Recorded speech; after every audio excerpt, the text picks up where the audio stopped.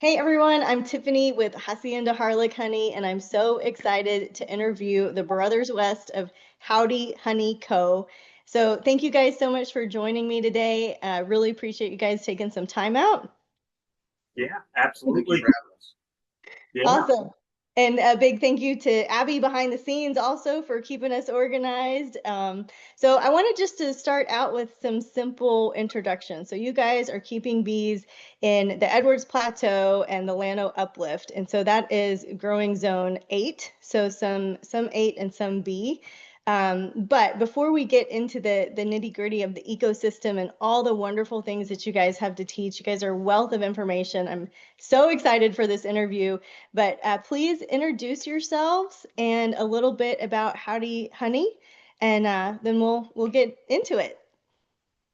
Yeah. So he gave me the points, so I'll go first. Right. So I guess our story actually starts a few generations before us, right? There's a man named Dewey Fane, and Dewey Fane at his peak ran about 1,800 hives in Llano. Well, we had a grandfather that kind of had a passing interest in keeping bees. And so Dewey would kind of help my grandfather, Benny West. And Benny wasn't, he didn't really like beekeeping, but our dad, Travis West, kind of had um, kind of a calling to it a little bit. Well, once he turned 18, he went off to the Marine Corps. Beehives got sold. Well, many years later, when me and Forrest were about 9 and 10, we found all of his old bee equipment at my grandmother's house. We were going around the old single wide that was acting as a barn out in Willow City where we weren't supposed to be. And we find the old hand crank extractor. We find some old stuff. We find some gloves, a veil. Like, what is this? This is an awesome toy. We get to crank it and it spins really loud. And well, what is this? And so Dad starts to talk about it. He's like, yeah, when I was about y'all's age, your Opa would teach me beekeeping. We did all this kind of stuff. And that planted the seed for our dad. And I'd say less than a year later, he comes home from Austin with a bee box on the back of his truck that he bought off of Craigslist. And it was two deeps, 10 frame deeps, ratty, old. And yeah, this guy sold it to me for like $150. This is a pretty good deal. Oh my And it was, God. so this is probably 2005 or so. So $150 was not cheap, but by today's standards, sounds cheap. He was an insurance He was salesman. an insurance salesman. Flash forward a month when we actually get brave enough to crack it open in half. The top box had frames. The bottom box was just a log where the cutout had occurred. And he just put the whole log in the bottom box and was hoping for those bees to come up into those frames. So when he said, yeah, there's 10 frames, there was 10 frames total, not that there were 10 frame boxes. So Oh that was wow. what we got. And from there, it grew. And we stayed, oh, I'm Forrest West. I'm Ethan's brother. Yeah. I forgot to mention that. I took over the story. No, it's fun. And um, from there, it stayed as a hobby for a good 10 years or so, 10, 12 years. Just backyard beekeeping. Backyard beekeeping, going from And about 5 to 10 hives or so. yeah. And of course, COVID messed everybody up. Yeah. And our original professions were both barbers, right? And I had a barber shop in Mason, and COVID hit, and I guess there's kind of two parts to the story. Yeah. I ended up cutting beehives out of people's houses for cash to make bills. Yeah, because they shut us down. They shut the barber shops down. His in Mason. When I was working out in Fredericksburg, um, I had a wife and kids and a mortgage, and so I went and got a job with the state, and I've been with the highway department ever since COVID. But then Ethan kept the momentum going, and Yeah. and we grew from there. Started cutting out hives. Went from it pre-COVID, we had gone from 10 to about 25, 30 hives or so, Yeah. and then started doing cutouts. And by the time COVID and those cutouts were done, we were at about 125 hives, all Yeah. project hives, all so 100 more hives that were in various states of a project where either these were small when we found them, they were extremely aggressive, extremely aggressive, and we can talk about that later as to why these in particular. Short, long story short, nobody calls you about nice bees. You only get phone calls for aggressive bees Right. because it's nice. They just wouldn't bother calling you. And it was neat because fixing those project hives was a lot of like really nitty gritty detail work for beekeeper. Um, you know, you had to take into account what time of the year, what could you salvage. You know, cutting it out of a man-made structure gives you square edges. So for a cutout, a soffit, a floor, or a refrigerator, they're square. So the comb is pretty square. So it goes in our square frames pretty easily. But cutting them out of a tree, good luck salvaging most of that. Yeah. You get a lot of long and weird shapes with Yes. the cavities of the tree. Yes. And so what's funny is after all this, we kind of returned to the bee clubs, right? Yeah. We kind of hit a point where we went, okay, we need a teacher, right? At 125 hives, like we should get someone that could teach us. Like, who knows what they're doing, Yeah. right? And we returned to the clubs. We didn't find the teacher. People were looking at us going, what are you doing? Yeah. We realized Right. we had skipped it at some point, and that maybe at 25 to 50 hives would have been a good time to come back to the clubs. But it was COVID. We weren't hanging out. We were keeping to ourselves. And so post COVID came back in. It's like, 125 hives. How about y'all? Oh, we would never have that many. That's crazy. How'd you get that many? Well, I cut them out of trees, and they're mean, but I put a new queen on them. Yeah. They'll be nice eventually. Yeah. And And so since then, we've kind of built up, and we're at about like 200 to 300. I'd say into this right now, wrapping up the season closer to 300. But it changes because we'll split a bunch, we'll sell a bunch, and I can tell you how many are in each one of our yards, but I just haven't gone through and added those numbers up. So Yeah. we just really, and I really don't need to until spring. I don't want to count my chickens before they hatch. Spring comes around, March, I'll start counting them, and I'll know exactly how many that I'm going to start my next season with. Ethan didn't mention that during that time he got voluntold to be the Hill Country Beekeepers Association vice president, and he's been doing that since because they figured out he knew some stuff that they didn't, and so it's been neat. It's going back to the clubs has been really good because it helps keep you grounded. It does introduce new ideas because we've been doing it our way, but I can get on my tangent right now. Right. There's so many styles of beekeeping out there. Because the only true mark of success is making honey and keeping your bees year on year. There's a lot of ways to do that. Yeah. So if you do that one time, you're a real beekeeper. And so our way is not the way; it's just one way. If that makes sense. Yeah. It does. I have one friend that says she introduces herself and she says, I've been keeping bees alive since whatever year it was. And I thought that's a good way of introducing yourself because that's our goal is to keep bees alive, year after year.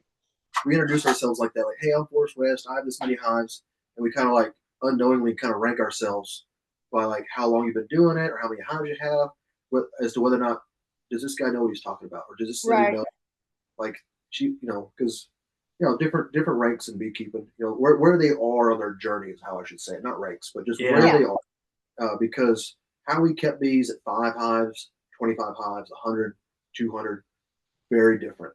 And very different styles. And the advice I give to people changes a lot depending on where they are or where they want to be. Yeah. So I've been beekeeping now since I was 9 years old. I'm 30, about to be 31.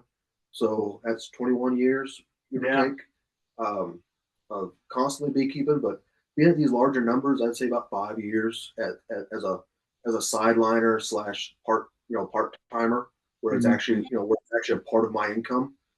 Each time as of this year, I still work for the highway department, but the plan is to keep working towards that, and that somewhere the beekeeping income will match what I make there, and I can become vested with the state, have my insurance, and then go to beekeeping.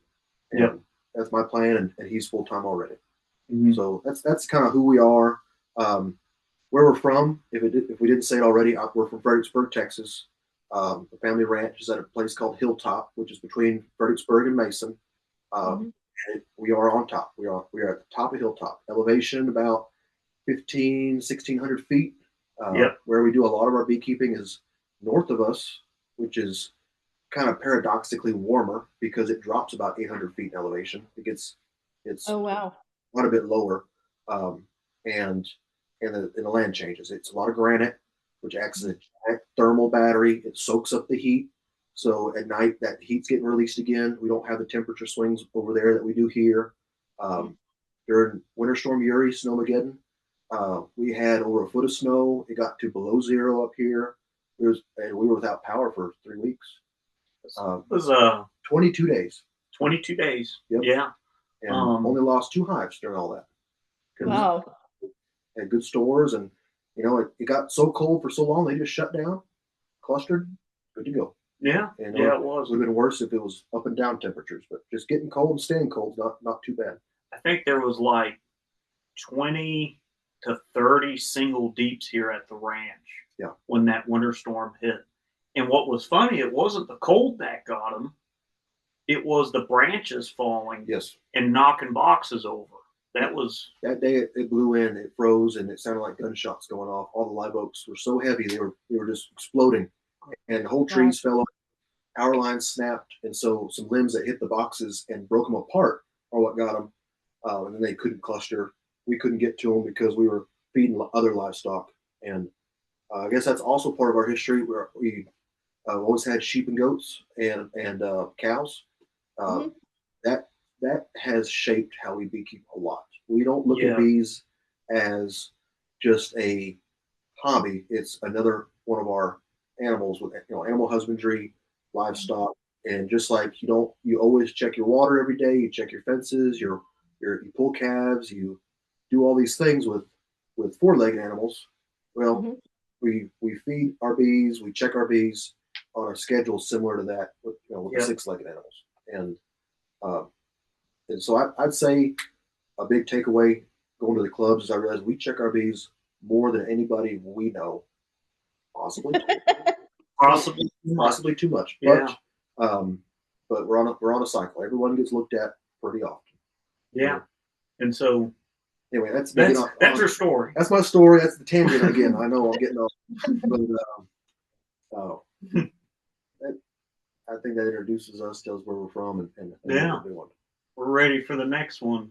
Okay, yeah, that is great. You talked about, I guess people watching, they're gonna, like you said, they're gonna be at different levels or experiences on their beekeeping journey. And so, just to zoom out a little bit, we've got everything from backyard beekeepers to commercial beekeepers to people that are more migratory, chasing the bloom, chasing a certain flavor of honey.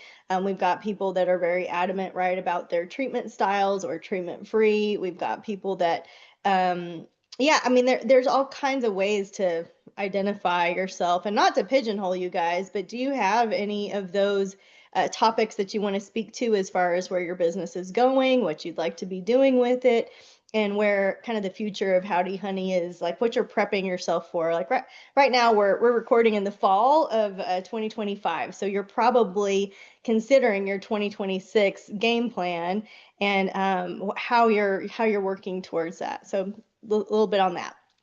So we start next year's prep August 1st. That's Okay. our beekeeping new year because we are a stationary operation. Our big honey flow is mesquite and bee brush, and that comes out in July. So July 4th is our kind of our ending date where we're looking at pulling honey. We're getting ready for summer dearth, and so our summer dearth prep is in essence winter prep because we want to keep those bees strong, keep them well nutritioned, so they have good babies, and those babies have good fall babies, and those babies get us through winter and start next year. So as far as title, so people know what we're doing, we are a stationary operation, and that's our plan. And there's some ideological reasons as well as just practical reasons. We are, as far as going commercial, we're first generation. We have tools at our disposal. We got a tractor, we got trucks, we got trailers, but we don't have access to 18-wheelers and haulers, and we don't have that network you build from a familial operation, where you've had the same guy hauling your bees for 30 years. We don't have that. But also, from the outside looking in for the pollination circuit, it's what I see. This is going to get into the treatment thing. The guys that travel are also the guys that have to treat the most and have the most problems with their losses. And it's the same if I took all of my sheep and had them go spend a month at the auction barn, they'd come home with all kinds of nasty stuff. And it's just, you put so many animals together from different places, disease spreads, pests spread, it's a vector. And so by us kind of being out here by ourselves, but with other beekeepers, we have, you got the germs in your own house, and it's when you go to someone else's house that you get sick. So we're in our own house and we're dealing with our own pests, and we don't feel the need to ask for more trouble by becoming migratory. And we're seeing almond prices fluctuate. We're seeing the guys going to California having a hard time filling out, getting contracts filled, or finding guys who are reputable that will pay them. So like, we don't want to get into that at this point. Not with and the price of bulk honey. After you get all your bees out there, I've been watching the commercial pages, and they just, they're always struggling to meet their quota on the price after they have the bulk honey. And let's be real, even if we got up to, let's say 15, 1800, we're still such a little guy on the pollination circuit. And, those guys, they know what they're doing, and we're just flying by the seat of our pants. There's days where like, are we real beekeepers? I don't know yet. Right. And so yes, you're real beekeepers. Let me make that clear. And I have like a very close friend of mine just said that to me yesterday. So it is not uncommon for beekeepers to feel like we're not real beekeepers. And I think you defined it really well earlier on. Did you keep bees alive through the winter? Did you make a little honey? Well, you're doing it, So you're doing it. And you guys, every time I've visited with you, I've come up with new ideas, something different, open-minded. There's a kind way that you guys go about teaching, offering some different just perception and ways of thinking about things. And I think that's what also makes a beekeeper, is that you're into nature and you're into questioning and watching and observing the cycles of life. And so, absolutely. I want to back up for a second. You touched on like July 4th is a big harvest time for a lot of beekeepers in our area too. We all look forward to a big July harvest, sometimes way early. This year I pulled honey, let's see, I mean, way early, I'll just say. And then some seasons go longer, so it's not a perfect science. But if you're starting in your area, again, zone 8, if you're looking at August 1st as the beginning of your fall and winter prep, will you walk us through a little bit of like your seasonal year? So if it starts August 1st, what's next? So August 1st is the end of the season. So Gotcha. we're getting, if that's the end, that means we've just had a beginning. So what faces us in August is a potential dearth that could last. It could have already started. It could have been the last 2 weeks of July. Going to be August. It's going to be September. When dove season for us rolls around, that's first week in it's first week of September. Not a big dove. Yeah. I went, but someone told me it was a season. I just believed them. So we could get some rain then. That's when we could expect some rain. July and August is going to be long and dry. We could get some rain at dove season, and then throughout September. If we don't get the rain, it's August just repeated. It's very hot, very dry. We're feeding. We do feed our bees, and it's because of that dearth, and because where we are, if Mason County, Llano County gets an inch and a half of rain, it will completely restart the bee brush bloom. It'll go from looking dead to being in full bloom. And bee brush, if you're not familiar, also called white brush, so you can look that up. It'll restart. And so if my bees aren't strong and have enough numbers, I'll miss it. They'll grow on it, but then I won't get anything in return. So there's a potential fall flow there. So we get through that. We hit October. We're starting to get cooler. Just today, we've noticed that the meadowlarks have shown up. They're coming from up north, heading south. Our scissortails have left, and so we're in full fall mode. Even though we're still hitting 92 degrees in the afternoon, we're starting at 55 in the mornings. And so dry, hasn't rained in 6 weeks, but fall's here. So we're going to continue to feed, watch for a potential bloom. We might get some rain this next week, and that'll get the bee brush going. We get through that, we get to November. Thanksgiving, it moves around. It's not the same day every year, but for the last 5 or 6 years, we're still pulling tomatoes off the vine. If we kept them alive during the summer through Thanksgiving, which means the bees are active. So we're looking to see if there's any fall flow going.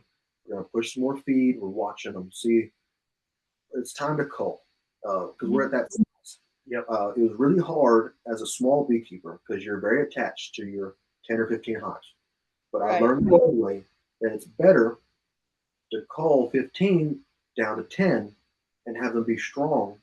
And that way next spring, my 10 could make me another 10. And I can still maybe catch some honey. And I'll get my bees back. But if I left them as 15 weak ones, I could lose 7 or 8 and then be recovering and not making honey next year. So I'm culling my bees down. Then December. And wait, let's pause there. I don't want to derail you, but when you say culling your bees down, I think what you're talking about is combining. Equalizing, yes. Where I'm looking at a hive, and if it's, it was 2 boxes, but now they're down to about half a box of bees, and I have a couple, 3 of those. I'm gonna ask myself or have Ethan look at them and say, which one's the best queen? Or do we have any records on how old these queens are? Temperaments, notes get written on our boxes during the year in Sharpie. And Sharpie. Walk up and it'll say mean, or it'll say a cuss word. So there's been there's a word there, and or it'll say good or great or really lots of brood, just things like that. And we put duct tape and they wrote on the duct tape, and then we realized it's our box, and so when the queen changes, we just strike out the word, and eventually a new coat of paint will go on top, and so there's notes on the boxes. And because I'm calling him 2 weeks after he's been there, and he wanted to leave me a note. Yeah, I love that. I'm using pencil now, but okay. So let's get back into where you are with December. So we're going to equalize the bees. We're going to take hives that are either way too big with many resources and get them down to a manageable size, or weak hives together to make them get up to a manageable size for winter. We're usually shooting for 1.5 boxes, give or take. If it's and I say 1.5 boxes, we're using 10 frame deep brood boxes, Langstroth style. If it's full 2 boxes, we'll leave it. We'll watch it at some point during the winter. On a warm day, we might come take that top box away, or we'll do a little bit of management even in the winter. But we'll get to that in a second. So we need for bees. We've gotten to Christmas. We're busy, family, holidays, all this stuff. I'm watching my long range forecast. I'm watching meteorologists in Dallas and Fort Worth, because yes, my temperature's not going to dip as low as theirs, but they're watching for snow, ice, hail. If they're beating the drum about it, that means I'm about to get something too. And it might not be as strong, but I'm about to get a cold front that drops me down to freezing. Might not bring the moisture, but that kind of meteorologists have gotten to be minor celebrities now on Facebook. They have their own pages where they'll give you the week's weather on the TV, but then on their Facebook pages, they're making a guess. They're making an educated guess. I think in 3 weeks, we're going to have a bad hailstorm or a bad snowstorm. So I'm watching that. And that way I can plan, like, hey, Ethan, I see that we're going to have a window of about 4 days where it gets up to 55, sunny. When that gets here, let's be ready to go run some feed out there. Let's go put out some heavy sugar syrup. We feed syrup. We don't feed dry sugar. Okay.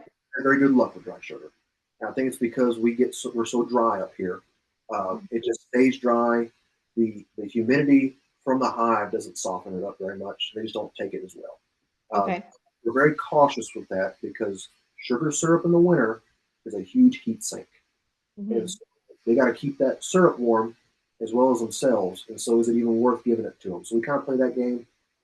Sugar patties. We use sugar patties a lot. And so maybe I should say December, January, it's sugar patties. Early fall, late fall, and then like early spring, we might go back to syrup because I can make that. Whereas patties, I like to order them because yes, we got a lot of beehives. we got a lot of beehives, and it's. We just had Thanksgiving, we had Christmas, we had New Year's, we got birthdays, and I got kids. So, Yeah. so I would love to make that many patties, but I just don't have the time. Yep. And so we do buy them. So we've gotten through that. Starting in early January, the earliest cutout we ever did was July 10th. Oh, sorry, January 10th, up in Hext, Texas, and that hive had brood January 10th, and it was capped brood, which means she had laid it, however much earlier, and so that's early. That's I mean they never stopped. Yeah. And that's something too is, well, I'll get that later. I got to stay on my calendar. Stay on it. So we get through that. Hives will look good in January, but that same hive will be dead come spring because they've had enough sugar, they've got enough honey, and then come about Valentine's Day for us, the very things will start to try to bloom if the weather stays good enough. Agarita, mistletoe, in urban areas you'll see henbit and chickweed. That's the first early pollen source. But it's February, so snowmageddon happened in February. Yeah, it can turn quick. So if it does, those bugs will get killed back. They'll try again for a little while. Mm-hmm. We move into the second half of February, into the first half of March. I call that the dying time. That's the starvation time. Okay. For a lot of things, not just with bees, but we find that's the heaviest predation we have on our lambs, on our sheep, because these animals have gone through winter. They've gone through the worst of it. They are hungry, and nothing's grown yet. The air is just coming up enough to where plants are trying to grow, but there hasn't been enough time for the plant growth to start, followed by things like grasshoppers and mice and things. So coyotes are really hungry. They're coming in to eat sheep, lambs, coming in to mess with livestock. Well, the bees are having the same thing. Those plants are growing, but they might not have produced a successful source yet, and so they're not. And they're also the smallest they're going to be all year, so they might not even really access it like we want them to. So a hive that you thought was okay back in December will die out right in that time period. Then hopefully later March, the bloom is taking effect. We're starting to warm up. April 1st, April 10th is our average last freeze date. That's when we're seeing wildflowers blooming. Now, those wildflowers that have started growing throughout the winter are now putting their bloom on. We're going to see bluebonnets, paintbrush, followed by things like wine cups, Mexican sombrero, Indian blanket, Engelmann daisies, and I think Engelmann daisies later. No, it's not Engelmann daisies. It's what's the yellow Coreopsis. Yeah, Coreopsis. I want to say.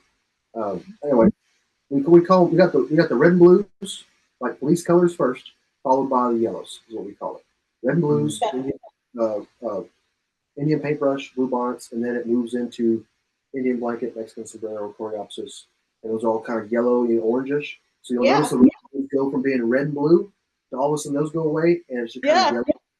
Yes. So that's early spring wildflowers, late spring wildflowers. And so we're watching that as we move through. By late spring wildflowers, I'm watching for scissortail flycatchers. Okay. Bird that robins have already come by to see us and continued north.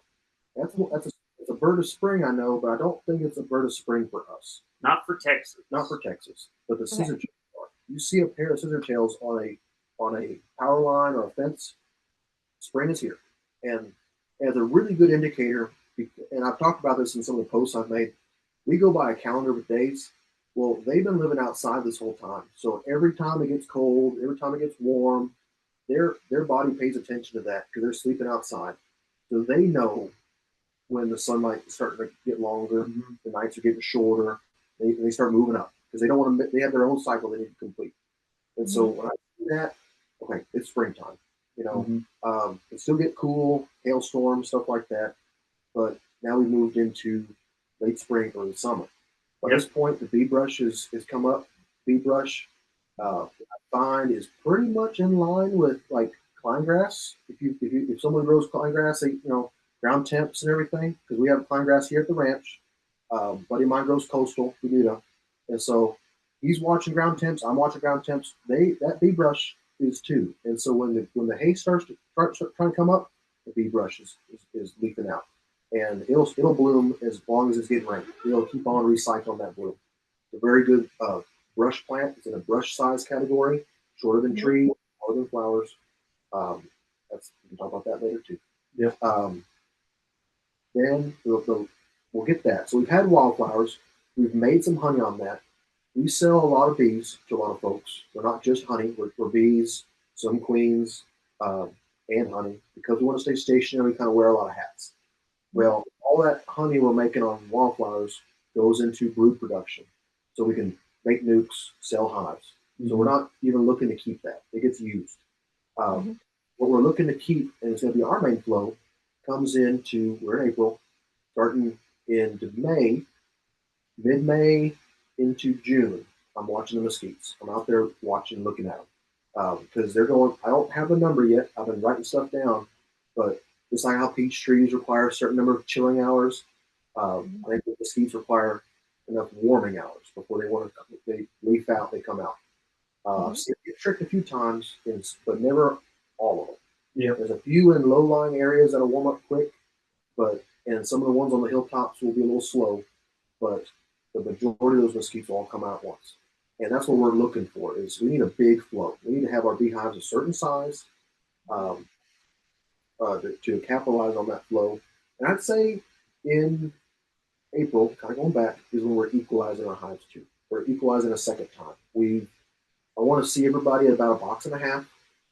If you're not that, if you're more than that, I'm stealing resources from you to make some nukes or to get those hives that are 3/4 full up to a box and a half. And that way, that size hive won't get so big that it swarms on me before the mesquite shows up. It'll be 2 boxes by that time. So I don't have to worry about them swarming. And then when mesquite comes on, they're large enough. They've hit something I like to call critical mass, where they are bringing in more than they're using. They have hit that point where they've broken over, and now we're making honey. And I'm looking to have that critical mass hit right there in May and June. When school lets out, I should be making honey, and that should keep going until about July 4th. And That's good. Yeah. And it kind of ends with up in July. It's kind of strange with the mesquite tree because you'll get like a little run of them kind of there near the middle of spring, and it always seems lesser, but then that big wave will hit right there, and kind of into June, July 4th, right there. We'll start rolling. And when they empty out, the blooms are gone. Then all of a sudden, that's the end of the season. And many times, me and Forrest will go into dearth mode. The second that mesquite bloom ends, we know there's nothing else that's going to bloom. The only exception is bee brush with isolated downpours. Yeah, in May. We'll get some thunderstorms that pop up and hit. Our beehives are spread out across the county, and we'll watch it. And when I hear someone on Facebook bragging that they got 2.5 inches of rain, I'm like, okay, he lives on this road. I got a bee yard. This yard, I can expect it to put on another 30 pounds, or 40 pounds of honey, because the rain hit right there. Now, you drive a mile down the road. Why not? Nothing. Yeah. Just kind of strange. It's like a spotty rain. Because it'll be a very concentrated thunderstorm. Yeah. Okay, one plant that you guys didn't mention that I want to bring up, because I guess it's been a couple years back, I was leading up a kids beekeeping department in your area, and so we came on a little field trip and we brought a bunch of kids out, and Ethan was really gracious and took us to 3 spots on a loop. And I think I was more excited than the kids were. They did. They definitely learned something for sure. But one thing that was really remarkable to me was how big and tall your thistle is. And the reason that that stood out to me is that I have a neighbor here in the big country that said, if you can get on some thistle, that'll make beautiful honey. And so I want to hear you talk about the thistle a little bit too. So again, we kind of wear a couple of hats. You know, we got introduced as keeping bees in the Edwards Plateau and Mesa. So, and that's two different. That's like two different worlds, two different calendars. You know, Okay. a lot of the dates I just talked about work for both because we're not that far apart. But Yeah. as you being in the hill country, you drive 30 minutes any direction. It's a different beekeeping world. We're a huge transitionary zone because how we beekeep in Blanco versus Mesa or Kerrville and Fredericksburg are different because of rain and temperature and everything else. So Yeah. thistle is something we don't target it in the sense that we move our bees for it because about half of our bees are tied up in people's agricultural evaluations. So those bees stay on that property. Now we didn't take anybody who said they wanted bees. You know, we had to put in places where we had a pretty good idea that we were going to make honey and our bees were going to do well there. But in Blanco, and when we were closer to Kerrville, which is southern Gillespie County, thistle was a big deal because it comes up. There's a lot of disturbed earth. Thistle, like ash juniper, likes disturbed earth. So recent construction, if there was a fire, if there was a flood, you know, things that disturb the earth and move things around, those seeds become exposed and it pops up quick. Even feral hogs. Feral hogs will cause thistles to show up because they upturn it. And those thistles, when we had a fire go through in 2011, the fire line that was dug here was the thistle line. And then every year after that, that line of thistles was 100 yards downwind of where the previous year was. And it marched through our property until it's now has gone off of our property into the neighbors. And on the ranch, our ag evaluation is cattle. And was cattle, now it's sheep. So we're controlling the thistle. It's good for our bees. Yeah. But so when I'm on my property, thistle's bad. When I'm on someone else's property, oh, it's good. Thistle's good. We like lazy landowners that let the mesquite grow, that let the thistle grow, that let the bee brush grow, and so it's all good stuff for the bees. So we do target thistle, not really in Mason. We don't see the thistle nearly as much. We see native thistle, Texas star thistle, but the purple-headed thistle, musk thistle, is that what it's called? Musk thistle? Okay. I could be wrong. Someone can fact check me on that. But purple thistle is what I call it. Yeah. Well, and I'll say this, like, those thistles will pull you out of a crack in urban areas. Is it right? Like if you're in town or whatever, someone bulldozes a house or they do some landscaping, it's in a grown-in lot, and you get a little patch of those thistles, like it's good. We consider thistles. So when we're looking at country to put bees on, we don't think in singular flowers. We think in square miles. Yeah. Right. Square miles. Acres. Right. So if we see one thistle, we don't even think twice. Now, if we see 100-yard stretch that's another 100 yards wide, we're looking at. Yeah, if I see a 10-acre trap full of thistle or full of mesquite, I can actually do something. Yeah.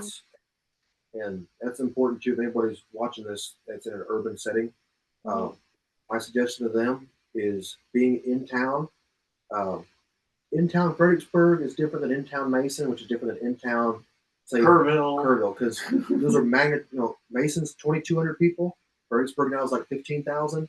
Kerrville's now like nearly getting probably close to 30,000. It's a magnitude difference in concrete and asphalt. Yep. Concrete and asphalt is acres and acres of no food. And you look around, the medians in the highway, the flower beds, it's not much. And so it's really hard to be an urban beekeeper inside the city. Now, a good place to be is on like the edge of the city limits. Like not the city limit sign, but where the actual construction ends. And that's different for every town. But what that does for you is, say there's a 3-mile, they'll go 3 miles effectively in every direction and still bring back enough food per trip to make honey. Well, if you're on the edge of the city, they can go all in town and hit everybody's flower beds over here when it's summertime and it's hot, but people water. But if a native bloom occurs of all the mesquite, the thistle, cowpen daisies, anything else, they have 3 miles over here they can go to. And so being on the edge of town is, for folks that don't own any land but want to get into beekeeping, if you can find somebody on the periphery who maybe bought a 10-acre ranchette, needs ag, maybe y'all can make a deal. Or if you see a lot that hasn't moved in forever, I'm not saying to be nosy, but go to your county CAD website, figure out who owns it, write them a letter. You'd be surprised. It might just tickle somebody pink that someone wants to run bees in that place. And if you say, hey, I'll give you some honey, the answer is probably yes. Oh, yeah. And they might want it for ag, depending on how big the property is. And so it could be a win-win for everybody. Yeah. So beekeeping is one of the few agricultural pursuits that you don't have to own a bunch of land to get into it. You can do as much beekeeping on an acre as you could a section. And that's not true of anything else. And that's partly why we turned our eyes towards being commercial beekeepers versus becoming cattlemen or having a lot more sheep and goats. Because we realized that if I want to run more sheep, I need more acres of land. I need a lease because I'm not going to go buy it. I'm not old enough to have that kind of. I don't have land money. I work for We're broke. I work for the state. I don't have land. The land I have is familial land, it's family land, which I'm fortunate enough to. I was born into a family that had land. Yeah. But if I didn't have any, beekeeping is a way where I could break into a side business, or just a big side hobby. It doesn't have to always be a business. And we realized bees are trespassers. They don't follow that purple post, that no trespassing sign. They fly over it. If you lose your sheep, and the sheriff gets called. Yep. And so you can put bees. You can put. Now I said an acre. Don't put a bunch of bees on 1 acre. Right. That's too few for everybody else. But if you find yourself where a guy has a 10-acre piece, he lives in the front, and there's nothing in the back, and then the next neighbor lives in the front of his, and there's another 10 acres of nothing. Well, now you have enough space to where you can put 20 beehives, and it's not going to bother anybody. Or and if you put a little nugget of information, having a line of brush between a road or a house and the bees is as good as having them, hundreds of yards away. Because Line of sight. line of sight. Could you and I walk through it? Because if we can't walk through it, the bees don't want to fly through it. They will follow that brush line, or they'll go over it, and they'll be higher up. And they like to follow paths like we do. They'll follow roads, rivers, fence lines, because it's easier flying. You can cut off that line of sight where people aren't walking by them. You can have bees on a small place, and it never bother them. And we found that to be true as well. Now, So there's a little asterisk next to that. Don't let them get Africanized. They get meaner in the summer. Stuff like that. But and make sure they don't mow by them. Say, hey, don't mow over there by those bees. let's get out of the wormhole. I know. I'm getting right here. So Howdy Honey eventually is going to be doing honey, bees, queens, and maybe even box sales. Mhm. Right. Because for us, we got to travel to Timbuktu to get boxes. Right. That's a big thing. And, we're just 2 guys and we're working that way. But like when we need boxes, we need 100 boxes. And freight on that is, it's crazy. They'll Day Man Lake wanted about $800, $900 just to ship it to us. And I'm doing the math with my trailer, and like a hotel up in Paris, Texas is like not even $100. Yeah. Like with 2 tanks of gas, my time's worth nothing because I work for myself, so I don't get paid for it. Because we're broke. Yeah, so like I can get them for $350, $400, even with the meal included. It was not a pleasure trip. It was there, get them, come back. But there's things like that, and we realize a lot of beekeepers that need equipment. Like there's nobody around here. Yeah. There's a spot in Georgetown, which for us is like 2-something hours away through some traffic. I don't want to go to Georgetown. Down in Somerset, below San Antonio, there's a place, but that's also far away. And so we're finding there's a lot of beekeepers like, hey, can I buy a couple boxes from you? Or there's folks that are perfectly good beekeepers, but they're not handymen. They don't have the tools. They're like, hey, man, I need a couple boxes that are pre-built. If I buy them from Man Lake or I buy them from Daydant already made, it's going to cost me an arm and a leg and shipping. And so we found that there's a market for that. I say a market. There's a desire for it because a lot of times it's Yeah, just a buddy deal. yeah. We're not money on boxes right now, but if we can be somebody's box source that doesn't want to drive even farther than us, because you go any further west of here, there's nothing for bee Yeah. stuff. Like you kind of cross the Gillespie County line into Mason, just kind of drops off for Yeah. beekeepers. The only source for beekeeping stuff might be a local Tractor Supply, and not Yeah. knocking them. They have a price point to meet, but Sure. what you kit is not as good. You still got to put it together, and you paid a premium for it. Yeah. So, Well, y'all tell me about your Texas flip-flops because this is a piece of equipment I've bought from you guys. And so this is I think it's so I don't know, my buddy George and I were watching videos this weekend and it was like, man, there's something that guys can do in beekeeping that a lot of the girls, generally speaking, can't do. Like we're not thinking about how to be handy like that. So I apologize to all the girls that are super handy and engineers. But my little group of friends, yeah, I bought the saw, I bought the sawzall, I bought all the equipment to do this stuff with. But there's a lack of confidence and there's a lack of creativity because I don't know what I can do with woodworking. It's like a whole separate skill. Now, what we lack in woodworking, maybe we make up with intuition or checking the hives more intuitively, or there's other pieces. But I just love the side of you guys that's like, well, what do we have? Let's figure it out and simplify it. And so, tell me a little bit about that. I'll take it. okay, what I want to say first, real quick, is that I've noticed with husband and wife beekeeping teams where Yeah. one is into it, the other one just kind of follows. The women are extremely detail oriented, and they know their bee stuff. They know it. And Yeah. guys will ask us about making boxes because Yeah. he's like, Yeah. "Well, what are you doing here?" And I'll say, "Oh, this looks great, man. This is a good job.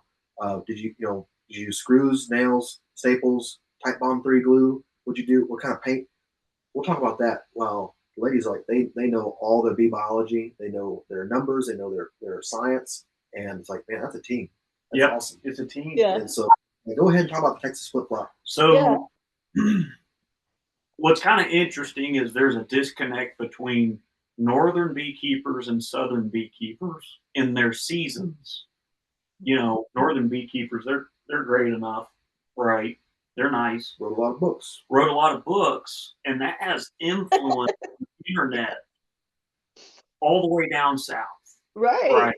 Yeah. And what's fascinating is there's no far north beekeeping book that has ever prepared anybody in Texas for our 60-degree winters. Yep. Right? And what it is we're just totally different. Just look between, Blanco to Gillespie to Mason, and it's completely different just within 100 miles. For us, we don't sweat winter. We sweat summer. Yes. Right? And so this comes down to preference, but something we've noticed with our bees is bearding. And, if you make a single statement in beekeeping, it's always controversial. Like, oh man, get him, Well, get it's after because him. there's so many quantifiers that are hard to prep somebody for before you make a statement. Right, Like, Right. yeah. right. Here's who I am, where I'm from, my all this info. I want to make my statement. Well, you make the statement, and because somebody is in Blanco and not Mason, it doesn't work the same. Well, and with all those quantifiers, it means that you over there, you're wrong. Yeah. Right. Especially with the internet. So for us, we don't like bearding. Mhm. Right? And how I think about it is we see bearding when it's hot. And I know that's very basic. The bees crawl out and they don't have enough surface area to spread out and to move the air. So they pile on each other and they beard. And when that occurs, they are not effectively cooling themselves. Yeah. More bees come out. Right now, humidity can be a factor too, all that. And so, just keeping it simple here, hot air rises, right? And what's funny is our flip flops were not our invention. It was the invention of all of our mistakes over the years, right? And so we were making our own bottoms, right? And we set up our bottoms to where they're also tops, right?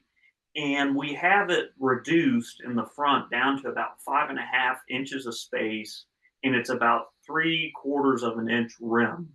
To where if you just imagine a bottom with a reducer on it up to 5.5 inches, right? And for us, it was a thing of kind of convenience because when we're having to count tops or make splits, we don't have to count how many tops and bottoms we have.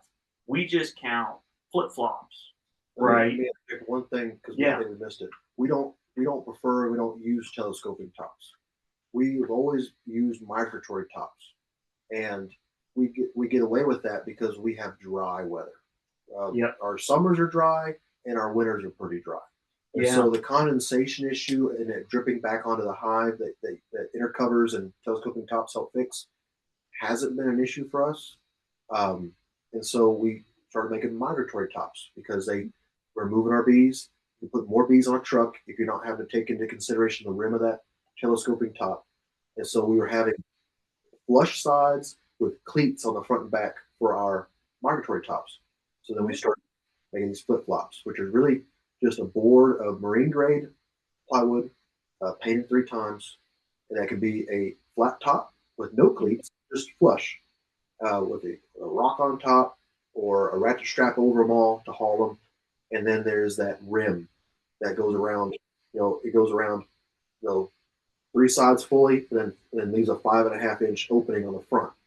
And so that was the start of the flip flops. And so right. you could take it away as to how we use it and why we think it's different. And so what we started doing is when we would hit July, we would start flipping the top, is kind of how we started. And essentially adding a secondary entrance.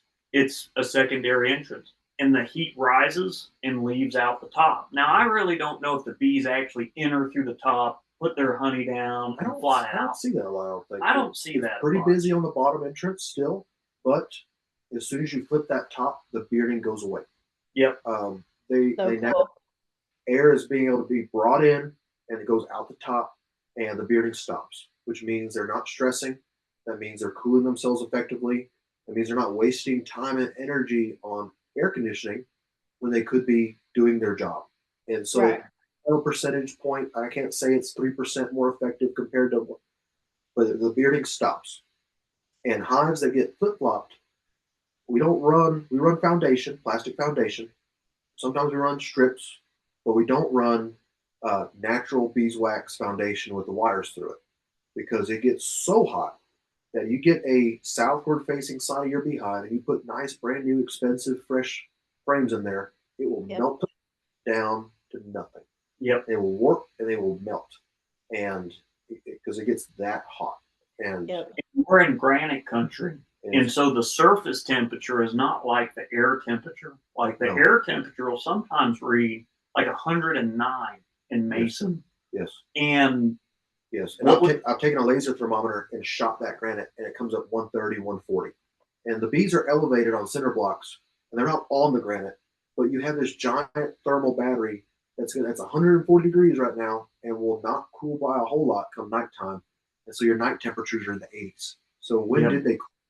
So by flipping them and having that, and it was like Ethan said, we didn't want to have to make 100 tops and 100 bottoms. We made 200 that could do both.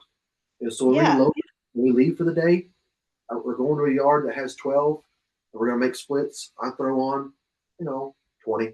Yeah. That's 10 and 10. That's 10 of each. Or depending on what we find out there, it could be 8 of one and 12 of the other because I grabbed 20. Yeah. And they're all and they're really easy to make. They're just you take full sheets from the Home Depot store, cut them down. We have one that's our jig. That's our copy. It says copy. This is the one to use. And then we take 2x4s and all kinds of dimensional lumber, and we rip them and cut them for the rim. And so when a job gets done, construction job, I'm keeping all that lumber. It's all going to be used for rims. Yeah. It's going to get painted. It's going to be waxed by the bees. It's going to last a long time. Triple coated with outdoor latex paint. Yeah. That works really well. And you know, our dad he's probably one of the handiest guys you'll meet. You know, electrician, barber, EMS guy, what else? Pretty good plumber. Grew up building fence in Willow City, and a lot of the fence he built as a kid is still there. He's done a lot of things. Our Opa was a jack of all trades handyman. Kind of a little bit of family history there, but had a lot of kids, not a lot of money. Fredericksburg was not what it is today with the tourism. It was hard agricultural living. Yeah. He shoed horses, trained horses, made his own tack, and then did a lot of other stuff. And so we have that background too, where I don't recommend shoestringing it all the time because that can catch up to you. Certain things require your attention. Good trailer brakes, good trailer tires. But when it comes to building bee boxes, you get away with a lot. And the bees will tell you if it's going to work or not. And so far, it's worked great. And how we view bees are just like a glass of water, right? And you pour it into whatever cup, and it fills that shape, right? Oh, sure. There's times where we're short a box, and we make a little split into a super. It's not ideal. And a full 10 frame super is only about as big as a nuke. 5 frames. Yeah. And so it might look like you have a lot of bees, but even with 2 super stacked up, you don't have 2 boxes of bees. It's a different dimension, but it'll get when more boxes are an hour away and an hour back. Well, what's better today is to make that split. You get creative. And the old saying that an old crew chief of mine used to say is, "Don't worry about the mule going blind, just load the wagon." Right. You eventually need to worry about the mule going blind. Don't get me wrong, but get the work done today. Done is better than perfect, and with bees, done is better than perfect because it will never be perfect. Well, and a lot of these weird perceptions that we got where we're, let's just say, a lot more fluid than most other people is from cutouts. Yes. Right? Because when you cut a beehive out of a wall, nothing is textbook. It's not announcing, I'm in a top bar, I'm in a lame straw, I'm in a 55-gallon oil drum. I'm in a live oak tree that has had bees for 50 years. The wood is still 6 inches thick. And we don't care about your feelings. Yeah, we don't care that you're tired, that you're hot. We're gonna try to sting you. Yeah, we're gonna get you. Yeah, it's I learned the value of a full suit when we started doing cutouts because for 15 years I was a veil, gloves, denim shirt beekeeper. That's all I needed. The time you spend in the hot seat doing a cutout, you need a full suit. 20 minutes of beekeeping with a mildly disturbed hive, you got a few hundred bees that really want to eat your lunch, maybe, if they're a little mean. A cutout, those bees are fighting for their life. They think that the world's coming to an end. You're like a bear breaking into the honey pot. So wear a full suit if you start doing cutouts. Yes. Here, let's keep on moving. Yeah, we'll keep moving. Yeah, I'm a full suit person. I mean, every time and smoke, but that's just me. Okay, so we went through some climate and seasonal management. We went through some floral sources and a little bit about honey production. We did some equipment discussion. I think there's a couple of things that you guys do well, or that you've taught me at least well. And one has to do with the different ways that you do splits in your area. And so one of the things we talked about last time was that I had drugged one of my apprentices out to do a split during the day. And it was an aggressive colony. I didn't want to do it. It was really cold. It was really muddy. We couldn't get the truck back there, but I had an ag lease that the homeowner said, "I am done. I don't want any bees." And it was not optional to leave them for a more optimal time to move them. So I went out in the middle of the day because it was the driest as it was going to get, and so I parked the truck as close as I could get. And then we got in one of the homeowners' four-wheelers, and I mean, slipped and slid all the way back there.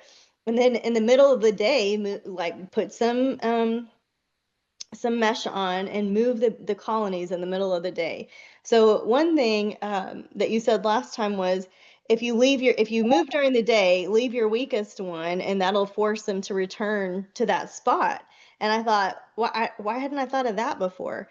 So moving, relocation, splits, how you handle those things, I would love for you guys to riff on that for a little bit. And there's just nothing like the hands-on experience of, I mean, when I was down there working bees with you last time with the kiddos, I came home confident. I split bees like I've never split bees before. And sometimes it's just that little extra, seeing somebody else do it and do it well that gives you what you need to go forward. So what do you guys have to contribute, or what's coming to mind on this topic? I'll talk about transporting and you'll talk about splitting. Yeah, Okay. that sounds good. So, you know, if you want to transport bees perfectly, you are there, you are in the dark, going ahead and you're putting screen on them. Okay. Because all bees are going to came home, and you don't want to get up, preferably like in the evening, because you don't want to get up that early, Right. and doing bees in the dark. But you kind of beat them home, right? You've screened them in. No bees are going to get out. I'm going to come back tomorrow. I'm going to move them. Well, when you have a full-time job or kids and stuff, Yeah. sometimes you get out there in the middle of the day. So, that leaving the weakest one, we'll talk about that first. We had a fella outside of Fredericksburg. He had already gotten his ag. He was transferring his beekeeping evaluation to a wildlife evaluation. Didn't want the bees. Made us a smoking deal on it. Said, yeah, I'll buy those bees. Sure. So we get there on a day that he was there because he wanted to let us in. We're strangers, so don't give me the gate code. I understand. But we had a day to get them. But bees, a lot of hives. It's 4 o'clock in the afternoon. I got off of work. So we screened them in. We picked them up. We took them to the truck, loaded them in there. We were parked in the shade. Don't screen them in during the summer and leave them in the sun. But we had one hive that was the weakest of them all. So we went ahead and placed it centrally in the bee yard, kind of just in the middle where everyone had been. So yes, it's not exactly where anyone had been, but those bees will show up, start reorienting, trying to find it. They'll find a hive left, and those foragers are bringing in food. Food, yeah. Anything else. Bees, kind of like people, don't like to turn down free food. So before it goes up, even if they don't smell right, but they come bearing gifts, they'll let them in the door. And so leave that one, and it will catch all your floaters, your returning foragers, because it's daytime. There's bees at work. Leave that one. So we moved 90% of them, 9 out of 10, left one. It said, I forget the man's name. Adler. No, Ayler. A something. Don't matter. That's the barber in me trying to always give somebody a name. We said, hey, I took them all but one. I want to go back early Saturday morning. You told me the gate code. I know how to get in. Do you trust me to just come by early in the morning before the sun comes up, grab them and leave? And you'll be done. No more bees. Yeah, okay, that'll work. So you got to work it out with landowner. Come back a second time. I was like, he was a beekeeper, so he understood why I needed to come back. We've done the same things with cutouts. If there's a lot of bees flying in the air, and we're like, man, we didn't get them. We didn't get them in the vacuum. But we need to mop up somehow. So we close whatever structure they were in, keep them out because that's where they want to go, and we'll leave a small nuke, maybe with a queen, maybe just frames of drawn wax, and they'll come to that to deposit it because it's the best thing they have around. They'd rather put it in their original home, but they'll come put it in that little nuke. So that's that leaving the weakest one thing. But yeah, if you can't screen them in well beforehand, in the world, we've picked up some really really mean hives, things that we would call say Africanized, or the good word is survivor stock, where they have survived without human interaction for years. Well, that leads to a mean bee, a survivor, but a mean bee. And so what we've done there is we've walked up, full suit on, smoked them really good, loaded them on the truck. We're not going through town. And maybe this is bad for me to say. I don't know, but I'll say it. We're not going through town. We're in the country the whole trip to the ranch. We don't screen them on that one. And it is that every bee that wants to eat my lunch is going to fly out the front, and I'm leaving them in my dust. I'm gonna end up at the ranch with nurse bees and younger bees. And so when I get back to the ranch, I don't have to worry about who's walking around, where the chickens are the sheep close by. I have a hive it's lost some of its population. By this point, though, I've inspected it. Like I got cat brood, I got larvae at all stages, queen's laying, got a lot of nurse bees. Okay, I can lose my foragers because this is a mean hive. It's gonna get re-queened anyway, and we'll move them that way. Now, let me add that we never go through town like that. We don't do that. It's a bad idea. Let's stop at a stoplight in downtown Fredericksburg, tourist season, and have bees on the back of your truck that aren't screened in. So those do get screened in. But that's a little trick. It's like, man, I want to lose these mean bees. And so I'm just going to take the back roads. The mean bees will fly out. And hopefully by the time we get there, they'll be a lot nicer. Yeah. That's not something I'm proud of, but that's a dirty little secret. Oh, yeah. Well, lose the mean ones because they're going to eat your lunch. And it's kind of funny in beekeeping, a whole tool set in beekeeping, and you start realizing this when you start hauling bees, is like, I guess I'll use the word like travel. And I guess when one hive swaps loyalty to another one, like you took all of them and then you left one. Well, as long as that one you left is in the immediate area, they switch loyalty really quick, right? And if you can master that tool, all of a sudden, you got like another factor that's just as useful as splitting in your arsenal as a beekeeper. And so I'll just use the word like travel, right? Talking about splits, most people mess up their splits because they don't understand travel, right? Maybe drift, yeah. Right? Where you have this population of bees, they know that their spot is right here, and you physically move that hive, right?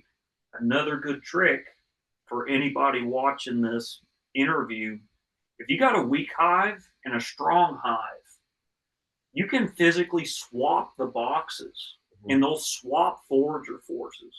And it saves us so many additional boxes just by doing that swap.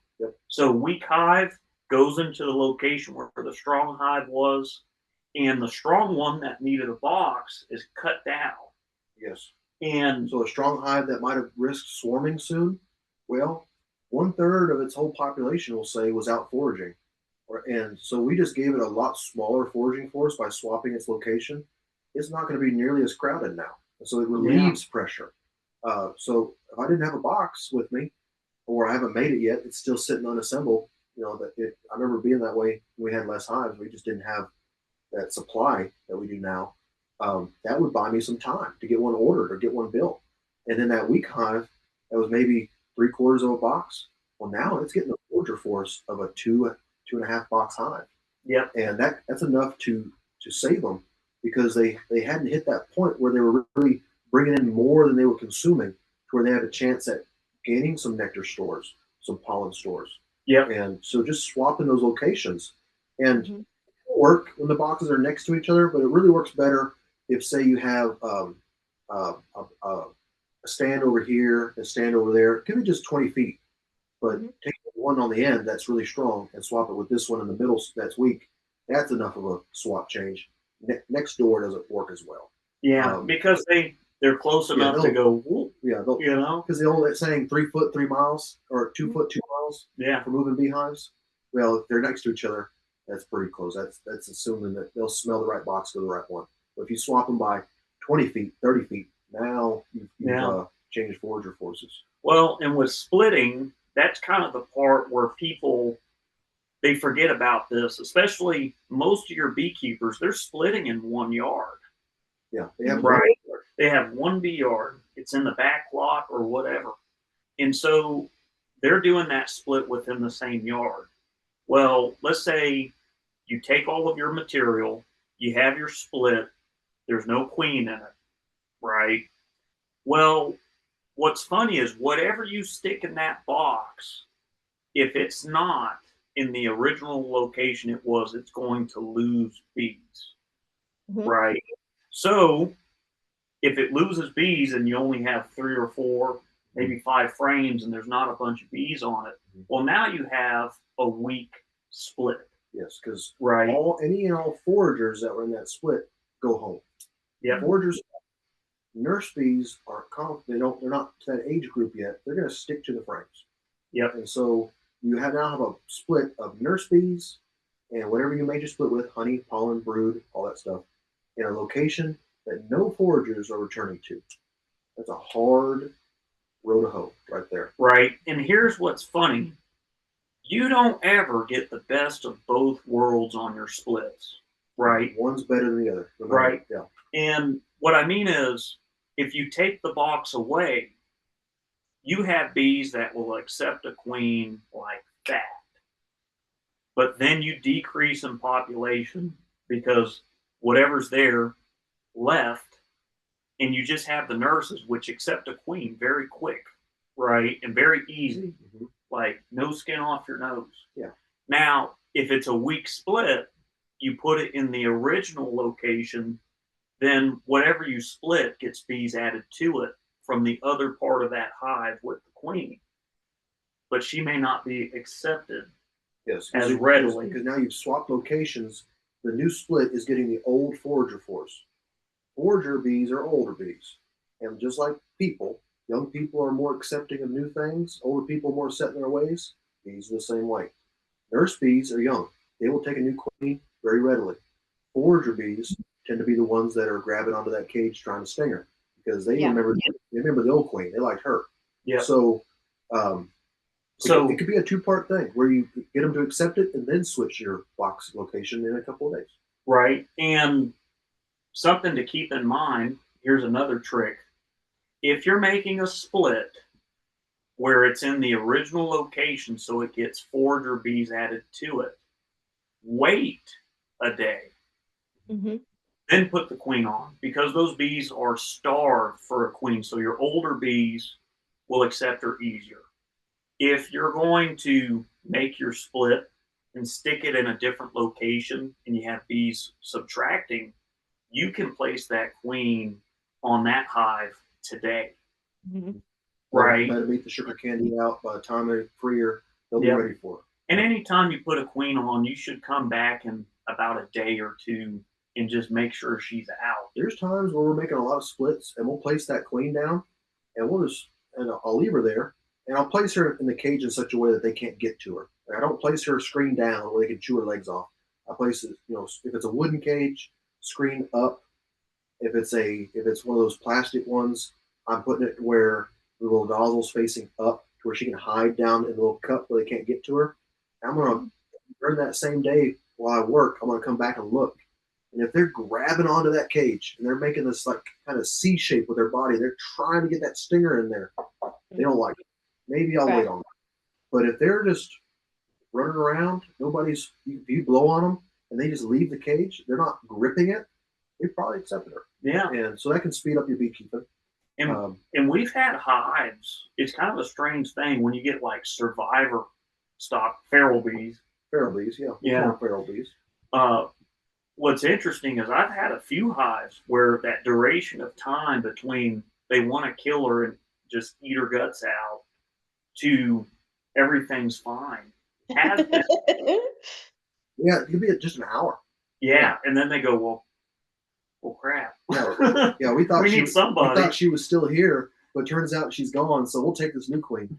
Yeah. Yeah. And, so if they don't take her before you leave, try again. And don't be afraid to hold on to your queens for a while. That can be very stressful for new beekeepers. Like, I got these queens, I need to go in right now. You can take care of them for a while. We bought 100 queens, and I can't get them all out in a day. Our bee yards are too far apart. I just can't get there within daylight hours. Yeah. How long would you say we've kept queens that were still good to go? Over a week. Like week and a half, 2 2 weeks. Giving them water, giving them a little sugar water, watching those plugs, because they might Chew through it. chew through it. But I'll say this though: when you buy that many queens and you have that issue, we would go take that box, go sit out in the shade, and we'll let all those attendants do cleansing flights and go do their business. And then I'd walk back outside. I've attracted some newbies. I look in that box, and that looks like enough attendance for these queens. Close it up, comes back inside. Or I might, if the weather's good, the box might stay open outside. Yeah. Your mileage may vary, but it does work, and you can keep Yeah. them alive for a good week and a half before they go into a hive. And so, if you get your timing wrong and you couldn't, your queens are already here, you went and picked them up at the post office, but you don't have your split ready, it's okay. Tomorrow, go make your split. Wait another day, go set your bees. You can get your bees on a Friday and not make your split till Sunday, but read up on how to keep the queens safe. Yeah. Temperatures and everything else. And what we found is the best thing is to have bees taking care of them. Yeah. Right. If you can now on a scale of 100, you should have a hive you can take a queen out the day before. Yes, we've done that. We've had a hive that we say, you know what, this hive is going to take care of all these caged queens, and we that's what we did. We put them in there, and they're all caged. We're checking those sugar plugs, making sure we don't have a queen battle royale going on. But something happens and we can't get out there. Yeah. And you're busy, I'm busy, kids are sick, whatever's going on. Well, that hive's got to take care of those queens for another 4 or 5 days. Yep. And whatever hive you pick, you want it high in population, because your little hives, they'll pick favorites, right? They'll pick one queen and she smells good, she's great, and then everyone else can kick rocks. They don't feed them like they're supposed to. So yeah, you do that kind of a trick. It needs to be a big hive, 2 boxes full of bees, which I understand is not something that a 10 hive beekeeper can really pick and choose and do. Because that might be their all-star hive out of their 1 yard. Yeah, it goes in. I would have done that back when we had just a few hives. No, that's something I can only do now at 300. But at that rate, you're only buying 1 or 2. At that rate, I had 1 or 2, and I got it done in 1 day. You're proportional. The same day I got them, the queens are already in there. So, right? Yeah. And so, Yeah. Well, I'm pretty sure I have made every mistake possible when it comes to splitting or requeening or any of it. And I think part of it is, just practice, just being not afraid to fail and doing your best and knowing that you're going to learn from those mistakes too. The bees are going to teach you some expensive mistakes, and you get back on track, and nature is a great teacher for that. Okay, I have 2 more questions. I want to be sensitive to your time. Thank you guys so much for teaching all of us. Your time. Well, well, I'm certain we're going to have a part 2 and a part 3 with Howdy Honey. But if there's a new beekeeper and we're doing splits and they can't find their queen, what are they going to do? Okay, so great question. Let's just say you've never messed with bees in your life, right? You don't know what the hell you're doing, and there's all these people on YouTube, right? Going, I'm gonna break my flute out and I'm gonna play to them, and they're gonna tell me all this, and you can't play the flute. That's not for you. Yeah. Right. They already found the queen like they just found it on the lid. Yeah. Right.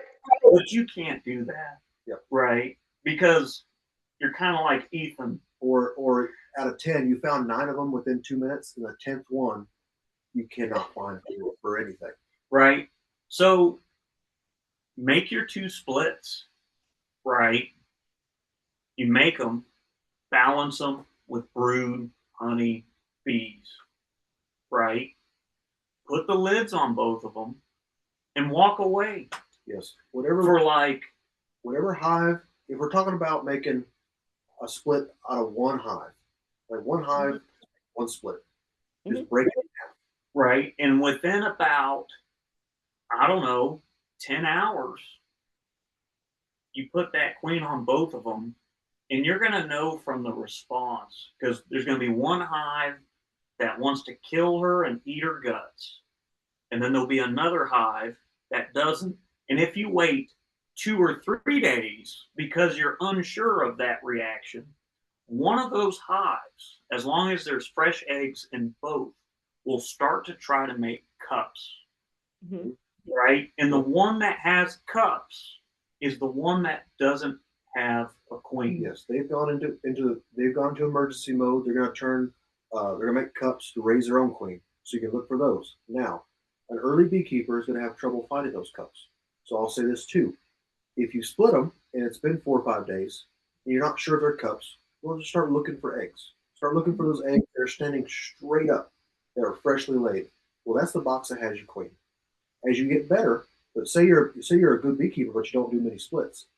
You know, when you walk up, one of those hives is going to be acting differently than the others.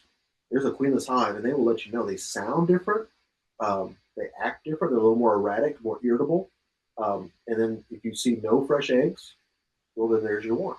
Right. And so, and the reason why I brought up, if so long as you're splitting kind of a 1-to-1, if you're trying to make splits by taking multiple pieces from other hives to make one split, this method doesn't really work. Mm-hmm. At that point, you need to kind of know where she is, or just have a plan for finding that missing queen and replacing it.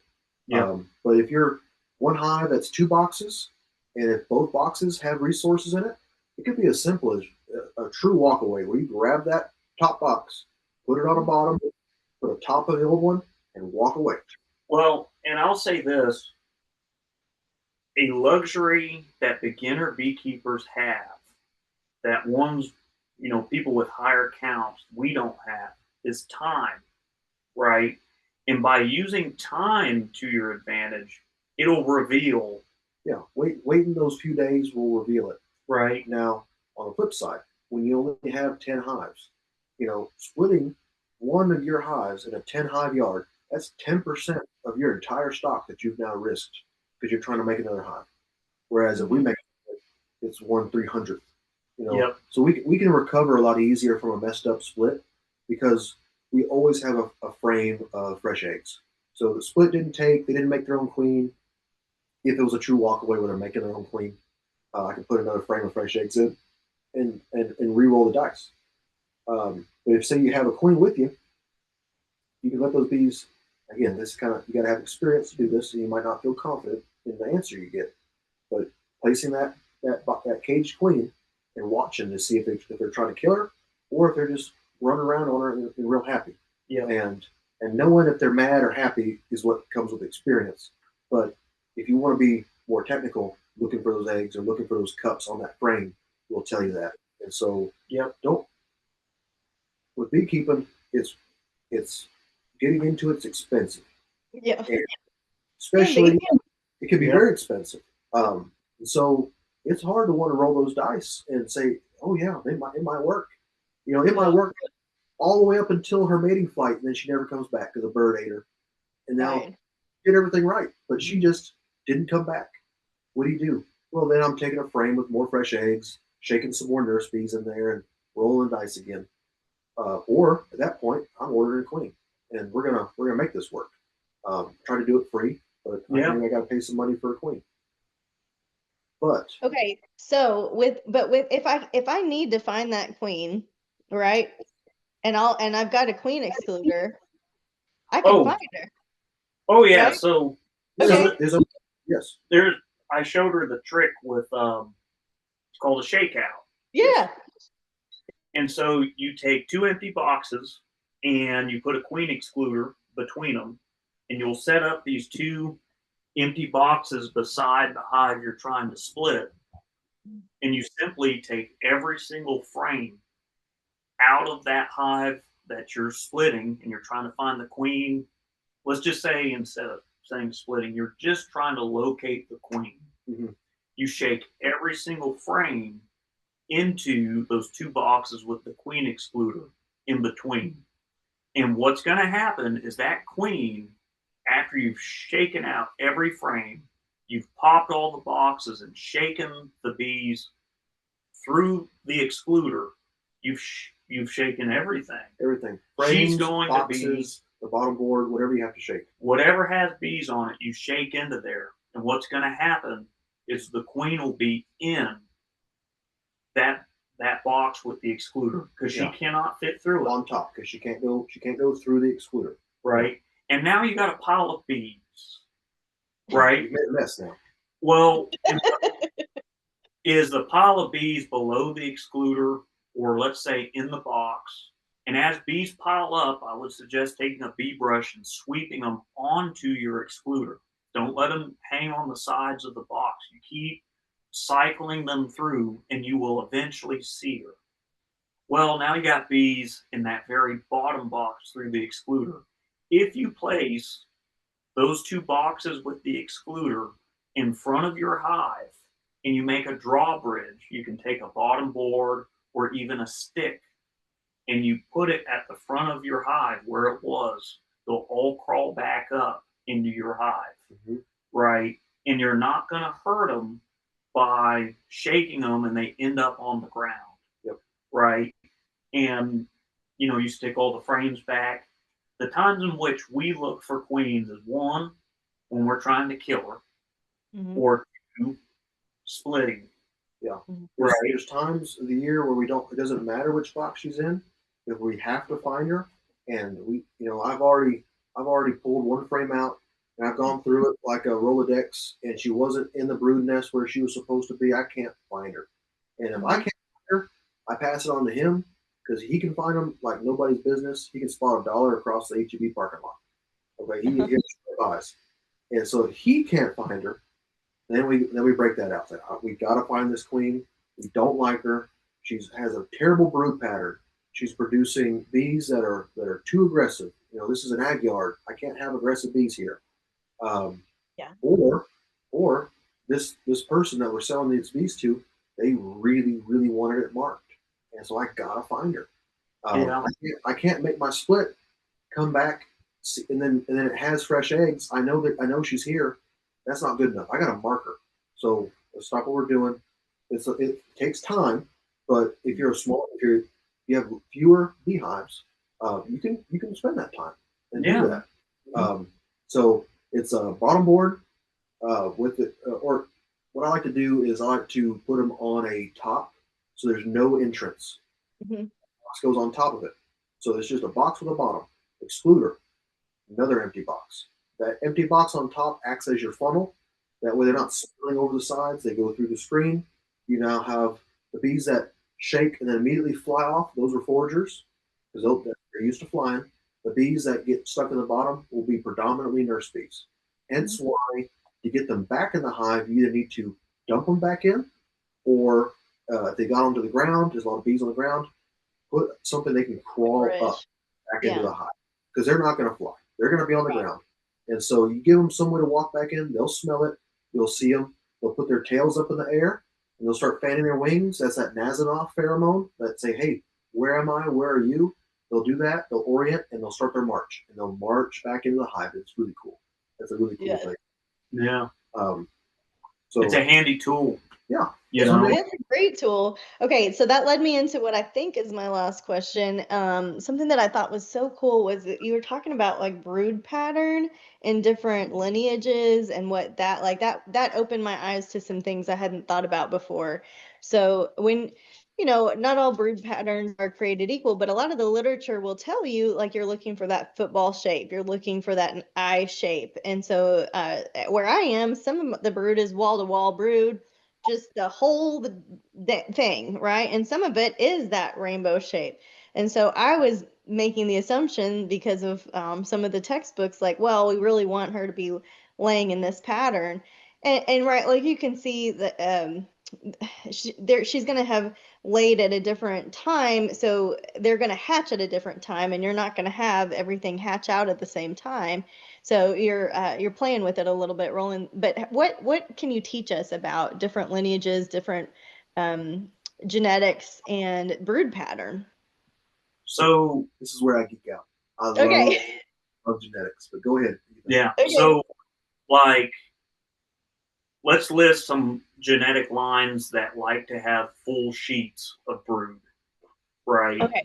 So Italians and feral bees many times will lay wall to wall. Many of your survivor stock mutts that people breed wall to wall, the whole frame. When they turn on, their focus is population. It's not food, right? And some people might disagree on the Italians, but what it is they'll lay their bottom box wall to wall brood, and the honey is stuck in the top, right?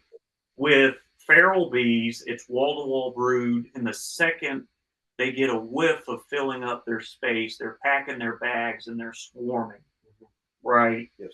And somewhere in between is a lot of your survivor stock, breed stock, right? Now, what else is kind of interesting is some of your, like, let's say, depending on your Italian hybrids, what they're crossed with, but specifically carniolans make the football shape, right? And what's kind of interesting, I think everybody watching this probably knows of Bob Benny. Bob Benny targets, I think it's sourwood honey. I think that's what he calls it. Yeah. But what's interesting is that flow is in June, right? It's like it's later. It's not right in the spring. And he tells a story, and this is how I started, the wheel started turning. I'll sit there in YouTube and watch things. He tells a story of about a yard of 30 bees, 30 beehives, not 30 bees, 30 beehives, where 15 were Italian breed stock and 15 were Carniolan. And what's so fascinating is he pulled the supers off of everybody. And in 2 or 3 weeks, he returns, and all the Italians starved to death, right? And he pulled like 60, 70 pounds of honey from both of them, right? And what's interesting is the football shaped brood patterns. You'll hear a lot of people talk about, they call them frugal bees, Yep. right? And they ramp up a lot slower, right? And they're very good for areas that have later nectar blooms, nectar flows. Now, what's interesting is in that football shape, in the bottom of the brood box, they actually have honey where the Italians and the other lines would just make wall to wall brood. So you get a bottom brood box that has about 30 pounds of honey versus a line that lays wall to wall brood. If you pull that top box off, well, now they only have population. Yep. And what we're finding is, yeah, we get some wildflower blooms early in the year, and it makes okay honey. It'll make good honey, but it's inconsistent, right? Depending on the flavor and stuff. Well, Mason, Llano, those areas with brush, what's funny is a lot of the good stuff you're making is later, like sourwood. Yep. Right. Our version is mesquite. It's a later bloom. It's a later bloom. Yeah, right. And so for us, we like it too, because when we're stripping down boxes, a lot of what we overwinter is single brood boxes, right? And we're actually trying to get, when we overwinter as a single, we're hoping for 5 to 6 frames of bees with about a 60-pound total box weight on November 15th. Yeah. And when you get bees that turn on and lay a full sheet of brood, it's hard to get your weight up without them being 9 frames of bees and swarming on, right? So that's where this kind of starts coming into play. Now, what's interesting is there's some lines that are full sheets in the spring. Let's make it more confusing, right? Yeah. They're full sheets in the spring, but then they hit fall and they'll actually revert to the football shape, right? And then there's some bees that they're football all year from spring to fall. Yep. And then there's some beehives that they're either on or off. Yeah. And that's like your feral. So let me recap a little bit. You know, what Ethan's saying is if you get full sheets of brood in the bottom box and then you take everything above it, you unknowingly keep everything from them. Right. So, hey, you got to leave some for the bees. Right. Those football shaped brood nests have a built-in, like it's like when you get, Pantry. it's like when your fuel gauge says empty, but you know you still have like 2 gallons left. Right. So you might have pulled everything, but you know they had 30 pounds Right. ring, and and so we've gotten to where we just know because we looked at it. But, okay, they got honey in here. I'm picking up the frames. How heavy are they? Okay, they're good to go, and we can go ahead and feed them some more if we needed to just get them through that winter time. So as far as breed stock goes, we really like Carniolas for our area. Well, that's just through buying queens from this supplier, buying queens from this supplier, writing down our opinions. What were they? Well, let's try this guy's Carniolan. Let's try this guy's Carniolan. Let's try some Russians. I'll try some Russians. Why not? And we just kind of write down what our experiences have been. I have seen some Carniolans lay full sheets of brood, especially when a lady over in Kerrville, had some Sue Colby New World Carniolans. And she said, I got this hive. Every time I work it, I just put another box on. And let me back up. She's at the club and she says, hey, would someone come help me? And this box, every time I check these bees, I just put another box on them. They fill it up and I put another box on them. So it's like 7 boxes tall, 7 deep. And I'm sitting there, Ethan's like, man, whoever helps her is going to have a hard time. Right. And I lean over. It's like, well, that's so and so. Like, oh, crap. We like her. We help her, don't we? Yes. That one hive took an hour and a half to break apart. It made so many swarms. But that New World Carniolan queen inside of there had sheets upon sheets of brood. It was a monster. It was a monster hive. Really cool. It's not what I want though. I run some Italians as they are currently, and maybe we'll call them American Italians because it's been a while since any of our stock was in Italy, right? But we're going to Italians are the product of what is the most convenient for commercial style beekeeping. Okay, and that's not a dig at anybody. It is what it is. It's a bee that does really well for commercial production of honey. They lay lots of bees, and then they put all these boxes up high, and they will actually start packing so much honey they get nectar bound, honey bound. Yeah. More to lay. And so it's kind of like talking about modern genetics in cattle and how they put on weight and they put their meat on versus heritage breeds. A heritage, we'll say chickens. Yeah. Right? Heritage chickens put on a normal looking chicken body. If you see what the old, the 1960s chickens versus 2025 chickens, we have created these Frankenstein monsters that put on breast meat that is crazy. Yeah. Compared to, so I'm not saying Italians are like that, but that's kind of, it's a product of modern American agriculturalism. It's a good bee to load on a trailer and pull straight up to a field that's blooming already. Yep, and make a lot of honey. And then pull it and do it again. Yep. Now, I have Italians. We have Italians right now that we bought this spring and they've done well.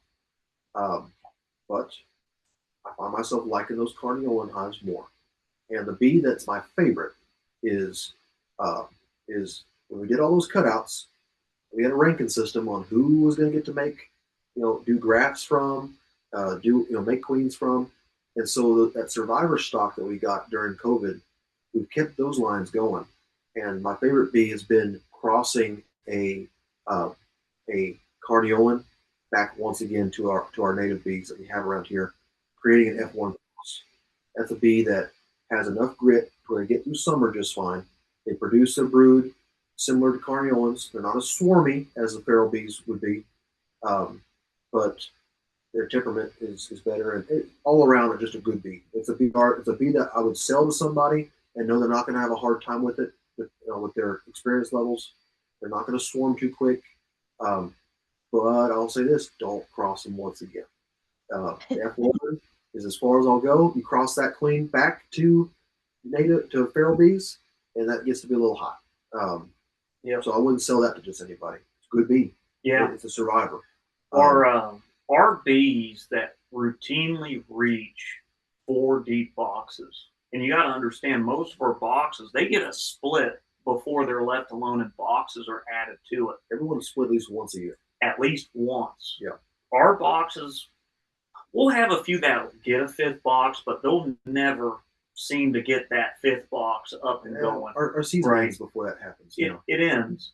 But the ones that are consistently putting on 4 boxes are always F1 crosses. Yes. And that has to do with hybrid vigor. I think it's hybrid vigor, where I'm taking genetics that I've gotten from somebody else and I've crossed them with my native bees. You get the hybrid vigor, and that they excel, they exceed expectations. Yeah. And those are those hives that put on 120 pounds of honey off of the mesquite book. Yeah. And had been split already that year. Now, I'm not saying I got magic bees or nothing. But that hybrid vigor is something to look into, read about. We don't take things for granted. I read some old books. I read some new books that talk about queens and their personalities or their traits. And it's like, Russians came onto the scene where everyone, BSH, sensitive hygienic. That's the new thing. We all want Russian bees. Well, they're a swarmy bee. They love to swarm. And if they're true Russians, they love to swarm. And it's because of where they're from. They live in Siberia, the taiga up there. If they don't have queen cells at all times, and something happens, their growing season is so short that they can't make another queen. So they keep swarm cells around all the time. Yeah. And they will swarm on you at the drop of a hat. Now, that could be better by now. My last big experience with Russians was, say, 10 years ago. We bought a few just to see if we still have the same opinion. So what I'm saying, I guess, let me kind of digress, is we have never made up our mind and said, this is how it is. We will go back and retest it. And if somebody gives us a cool piece of information, it's like, let's go see if it works for us. And so I'm on YouTube watching videos, I'm reading books, bee clubs, bee meetings, and I just kind of put it through the ringer, see if it works for us. Yeah. And it might work in Blanco, but that didn't really work in Mason. So we just kind of weigh that and take what we like, leave what we don't. And when folks listen to us, do the same thing. Our word isn't gold. No, and you were talking about making mistakes. We've made them. We've made mistakes, yes, but we've made twice as many because there's 2 of us. Right. Yeah. We think we might have messed up. We tried again, and it's a mistake again. And so it's just people get disheartened when they lose a bunch of bees. I say, listen, I've killed a lot of bees.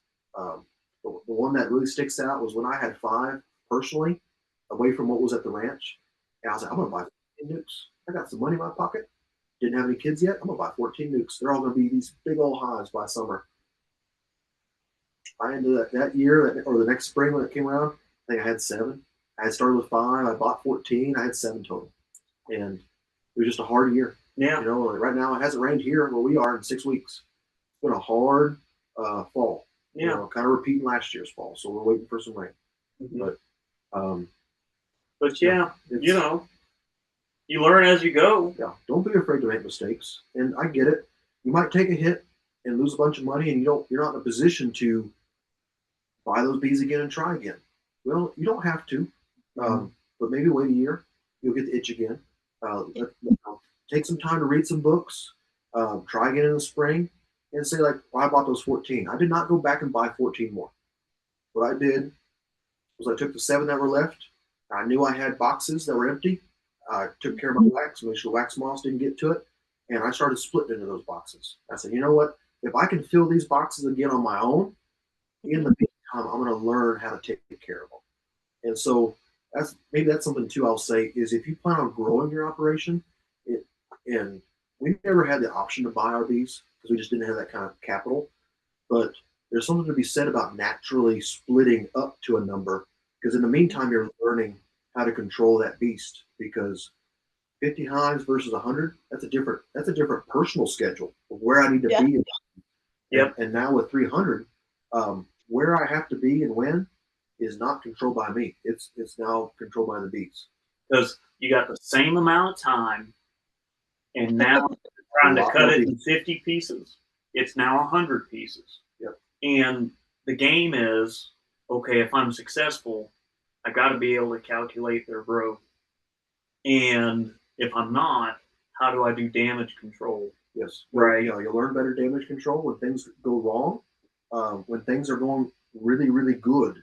And now this set of bees is exploding. I got too many bees. They're all big. I don't have any boxes. What do I do? And So sell them. You know, the only reason we probably sell bees is so we can keep more. I think we beekeep to support our beekeeping habit. Like we sell bees to buy more bee boxes to get more bees. What do you call it? We're like drug heads that go, well, I need more drugs. I could sell this for a markup. Yeah, and I hope everything I've said made some sense, and I know I get off on tangents sometimes. So, but Well, no, we appreciate your time, and like I said, we're gonna have to do a second chapter and a third chapter as long as you guys are willing, and especially in these winter months when we're not outside quite as much. But y'all, I mean, 2 days ago, I was in two different yards and I stood in the middle of two different swarms, and that's the third. I've never seen a swarm in the last 6 years of beekeeping. I've never been in one. And I had my first one in October this year. And a week later, I was in two.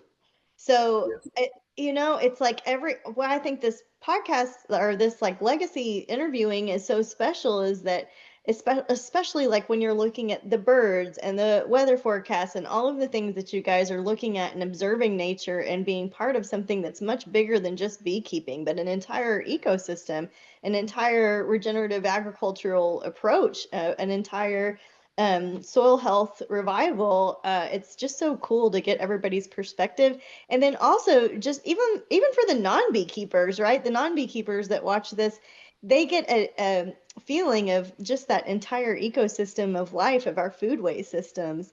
So what you guys are doing is absolutely leaving a legacy for future beekeepers.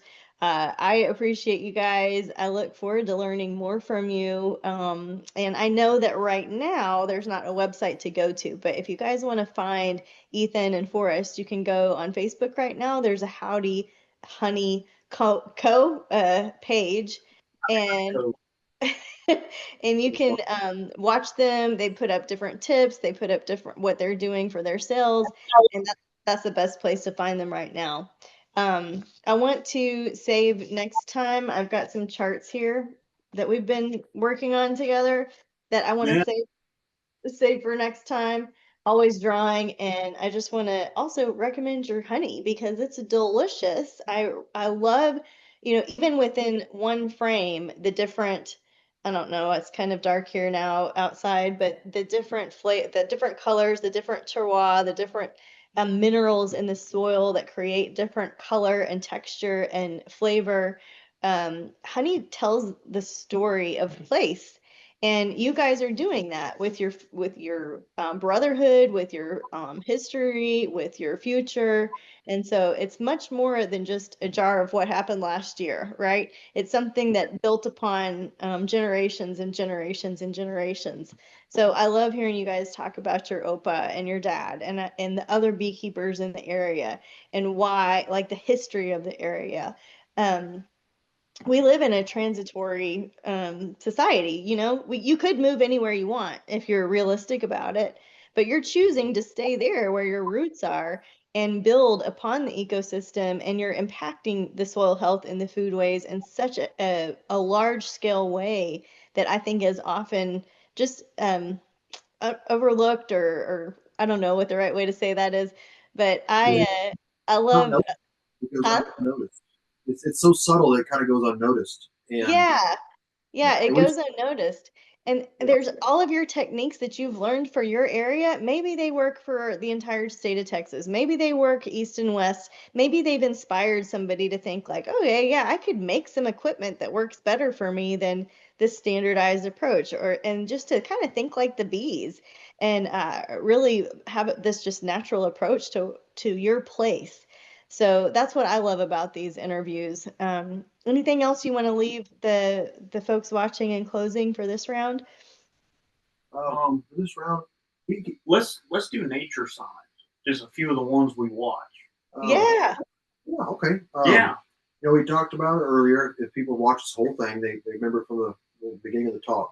Meadowlarks have shown up. That's a bird we see in the fall, kind of through our winter months, and then leave. Scissortails have left. or I'm going to wait for them to show up again to be a sign of spring. Those are kind of some of the birds I'm looking for. I got meadow larks. What's the other one? Scissortail flycatchers. And when you see a pair of scissortails, last frost is gone, Yep. which is very handy for a beekeeper. Yeah, that means that those buds have a chance at reaching maturity and turning into blooms. Yep. Another nature sign is if you see farmers hauling around a bunch of hay and feeding it to their cows, your honey flow turned off a long time ago. The first thing to turn off is the flower, okay? Because it's energy intensive. It's if it's too hot, tomatoes don't even set fruit if it's too hot. Same thing with other plant species. It's too hot for the pollen to even do what it's supposed to do. So if they're already feeding grass, feeding hay to their animals, that means the flower has long been dry, if it's even still standing. The plants have dried out, the grass has dried out, and now they're feeding hay. So if you've been busy and they're feeding hay, your bloom's long gone. Those bees will need some feed or need some help for a dearth. Snow on the prairie or snow on the mountain, they look the same. Yeah. So what's interesting is it's a plant that stays kind of dormant up until your first week of 95-degree weather. Mm-hmm. And right there, and I think later part of June, it goes from, let's see if I can see myself on the screen, it goes from being this tall to 6 feet tall. And what's interesting is this occurs in late spring, early summer. It'll shoot up, and then the very tips of it will turn white.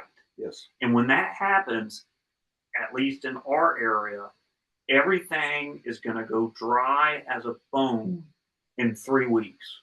Where we are, to reach those kinds of temperatures, we have to lose our moisture. It'll hang out around 90 degrees if we have air moisture, but as soon as that moisture is gone, we start hitting 95, 100. The snow on the prairie bolts, the tips turn white, and that's a signal for dearth. That if it's not dearth already, it soon will be. A plant for fall in the Edwards Plateau is Texas blazing star, or Texas bottle brush is what it's called too. You'll see it in limestone areas with poor soil, and it's a perennial green with these tall purple blooms, really pretty. That tells me fall has started. Now, it might not have started temperature-wise; it still might be just as hot, but the days are getting shorter. That's a fall bloom. And when you see it, it still feels like summer. It still feels like summer. It hasn't felt like fall until like yesterday here, where we had one cool morning. It still got to be 90 degrees. But dryland willow, green baccharis, and you'll see it. It's another primary plant like thistle that shows up on disturbed. Roosevelt weed is what it's called. Yep. Roosevelt weed, I hear people call it.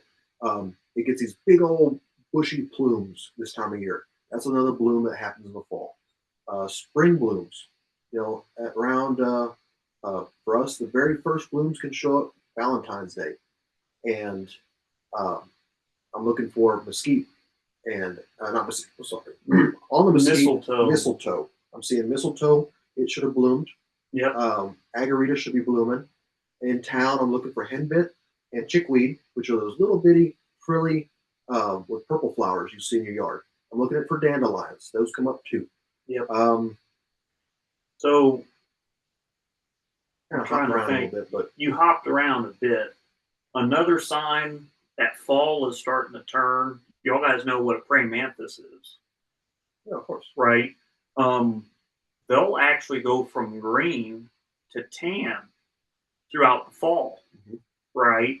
And if you have a lot of them or run across one, you'll see them on the sides of buildings and stuff. And they'll actually start to change color within fall, right? Now, I haven't been able to narrow it down what point they start changing because there's so much of a variety between all of them where they're hanging out. They do start changing color. Something else that happens in Mason, but it won't happen in Gillespie or Blanco. When the crickets chirp midday, 1 o'clock in the afternoon, winter is right on your doorstep. They're getting close. right? And what it is crickets usually chirp what at 70 degrees, Yeah, they don't chirp when it's super hot. They right? have to cool down some before they want to chirp. It's usually at night. But if you're hearing them during the day, Like it means their day temps are getting lower, or it's not heating up as fast. there you go. And so if you're hearing those crickets chirp, I've heard them 12, 1 o'clock in the afternoon. I'm going, what the hell? Yeah, they shouldn't be chirping. Yeah. Because it's changing. Yeah. You know, I'm going to work in the dark, almost coming home in the dark. The days are getting shorter. Yeah. And you know, you can tell just the color of the sun, or you'll be driving to work, and all of a sudden that sun is in that one spot where you can't see the road for anything, because that sun is dipping down further towards the south. You know, it's getting lower in the sky, and which, you know, it starts low in the winter, gets up to almost the top of the summer, and dips back down in the winter. So if that sun is now starting to hit your window while you're driving, it's either now coming into spring because the sun's coming up, or it's going into fall because the sun's coming down, and how it draws its arc across the sky. And so all these signs, and there's probably about 20 others we pay attention to. Is this something in like Japanese culture? I saw one time there was a calendar written by a Japanese man that had the entire year broken into 52 separate weeks. Yeah. And every week had its own name for whatever particular sign was going on in his area. And I was like, you know, if you really wanted to get nitty and gritty, you could make something like that for Texas. And we don't have 52 of them yet, but we just have like 2 types of weeks. Summer 1 and summer 2. Right. Yeah, it is like that, because here our fall is still so hot we're sweating. And right. Yeah. But it's changing, the plants are changing, they're showing it. And it's our job to listen to what they're trying to tell us. And you know, it makes us better beekeepers. You know, it's you try to wear a lot of hats while you're beekeeping. You know, we used to make our boxes from scratch, but then we realized I wanted to be a beekeeper, not a woodworker. I like building stuff, but I want to spend my time beekeeping. So my middle ground was unassembled, pre-made boxes. That's what I like. Yeah. They go together pretty quick. I save some time. I still get to put them together how I like them, so they last longer than pre-made boxes. But I don't want to spend my time being a beekeeper. Well, and that's the thing. I'm being a woodworker instead of a beekeeper. Right. And that's the thing about this beekeeping thing. There's all these hats, right? That you're tempted. Meteorologist, woodworker, chemist, baker if you're making your own patties. Right. Yeah. You know, and accountant, bookkeeper, finance person, marketing, you know, your educator, teacher. Somebody told me one time that the beehive will give you every subject in school. You'll learn math, you'll learn science, you'll learn language arts, you'll learn home ec, you'll learn so much from beekeeping. One question before we veer too far off of what you just taught about the fall and the spring signs. So let's say we're getting the fall signs or the spring signs, but the signs are there from nature. And that's going to clue you as a beekeeper as to what task you're about to get ready to do, right? That's kind of the drum. Yeah, a lot of our success is tied to, when I look at a beehive, I can, at this point, after 20 years of doing it, I can tell you what they've been doing for the past month. I can, and by what's in the hive, you know, what's happened to them. And then what you see around you is going to tell you what they're going to do for the next month. So say you only touch your hive once a month, you should be able to say, okay, I had a guess last month of where they would be. Now I can confirm if my guess was correct. If it's not, I can do some reading and do some thinking. And then while I'm here, I'm going to make a guess about where they're going to be a month from now. So when I come back and check them, I can compare what I guessed versus what happened, and and as you're doing that, you're becoming a more proactive beekeeper versus being a reactive beekeeper. Because by the time you see that they need feed or they need something, they need it. Oh man, you should have ordered it already. You know, they ship out on Tuesdays, and you're already a week late on getting the queen. Whereas if you look at it like, man, I think you know, they're not doing well. This queen's not doing well. Now I'm being I've made that kind of educated guess. I know where we are in the season. Like, I'm not going to requeen right now. If it's a really bad queen issue, that hive's going to get equalized into another hive. I'll worry about the queen next spring because it's kind of too late. So like to give like like an actual example. Let's Mhm. say it's early spring, right? And I haven't seen scissortails yet, but I look and the mistletoe is blooming. So that means the bloom calendar has started, right? Mhm. Kind of a hillbilly redneck guess. But after you start seeing the mistletoe bloom, you can typically assume that the agarita will bud out in about 3 weeks, right? So I see mistletoe just starting to bloom. I go, okay, that's 4 weeks, Mhm. right? I go, okay, agarita is the first thing to bloom. It is a pollen heavy plant. So they're going to make bees from it, Start raising right? babies. So my reaction is, okay, I'm going to put sugar water on them, right? And so by the time they get to the agarita, which is boom, super rich in pollen, they have stores built up to react to it. So all of a sudden, boom, they get a hold of this pollen and they start making bees. They now have the sugar water or sugar water honey to back them up. Yeah. Right. Yeah. And that is a example of local knowledge and anticipation. Yeah. And so now that I know that, okay, Mhm. this is the play, right? Because we've done it, multiple Quite a years. few times. We start watching of what's happening in nature, like another plant that pops up really early, scrambled eggs. It's this yellow, multi-flowered looking plant, Mhm. and it pops up kind of weird, like year to year in patches, and Yeah. sometimes it's big, sometimes it's little Yeah, patches. but it's timing is when you see it is what When you matters. see it, right? And throughout the years, you're going to start building this series of events of what's supposed to happen. Yeah. And then you add rain and cold fronts into the mix, right? Let's Yes. say, So those agaritas had buds, but we just had a major cold front hit. yep, Now our timing's all off because those buds weren't going to make it. It's either it's going to slow them down because they're just not, their metabolism's not going to be as fast. They're just not going to operate as quickly because it's cold, yep. or it's so severe they drop the buds. So, for the sake of the example, let's say they freeze off. What's the reaction? I grab pollen patties, boom, stick it on them. Yeah. So sugar, Right. sugar and pollen versus just sugar because they were going to get the pollen from the agarita. Yep. Yep. And so that's what makes a master beekeeper, right? And that's not something we toss around a lot because we consider ourselves maybe normal to expert, maybe, I don't know where I'm at. right? I mean, I don't know. there's always people that know more than me.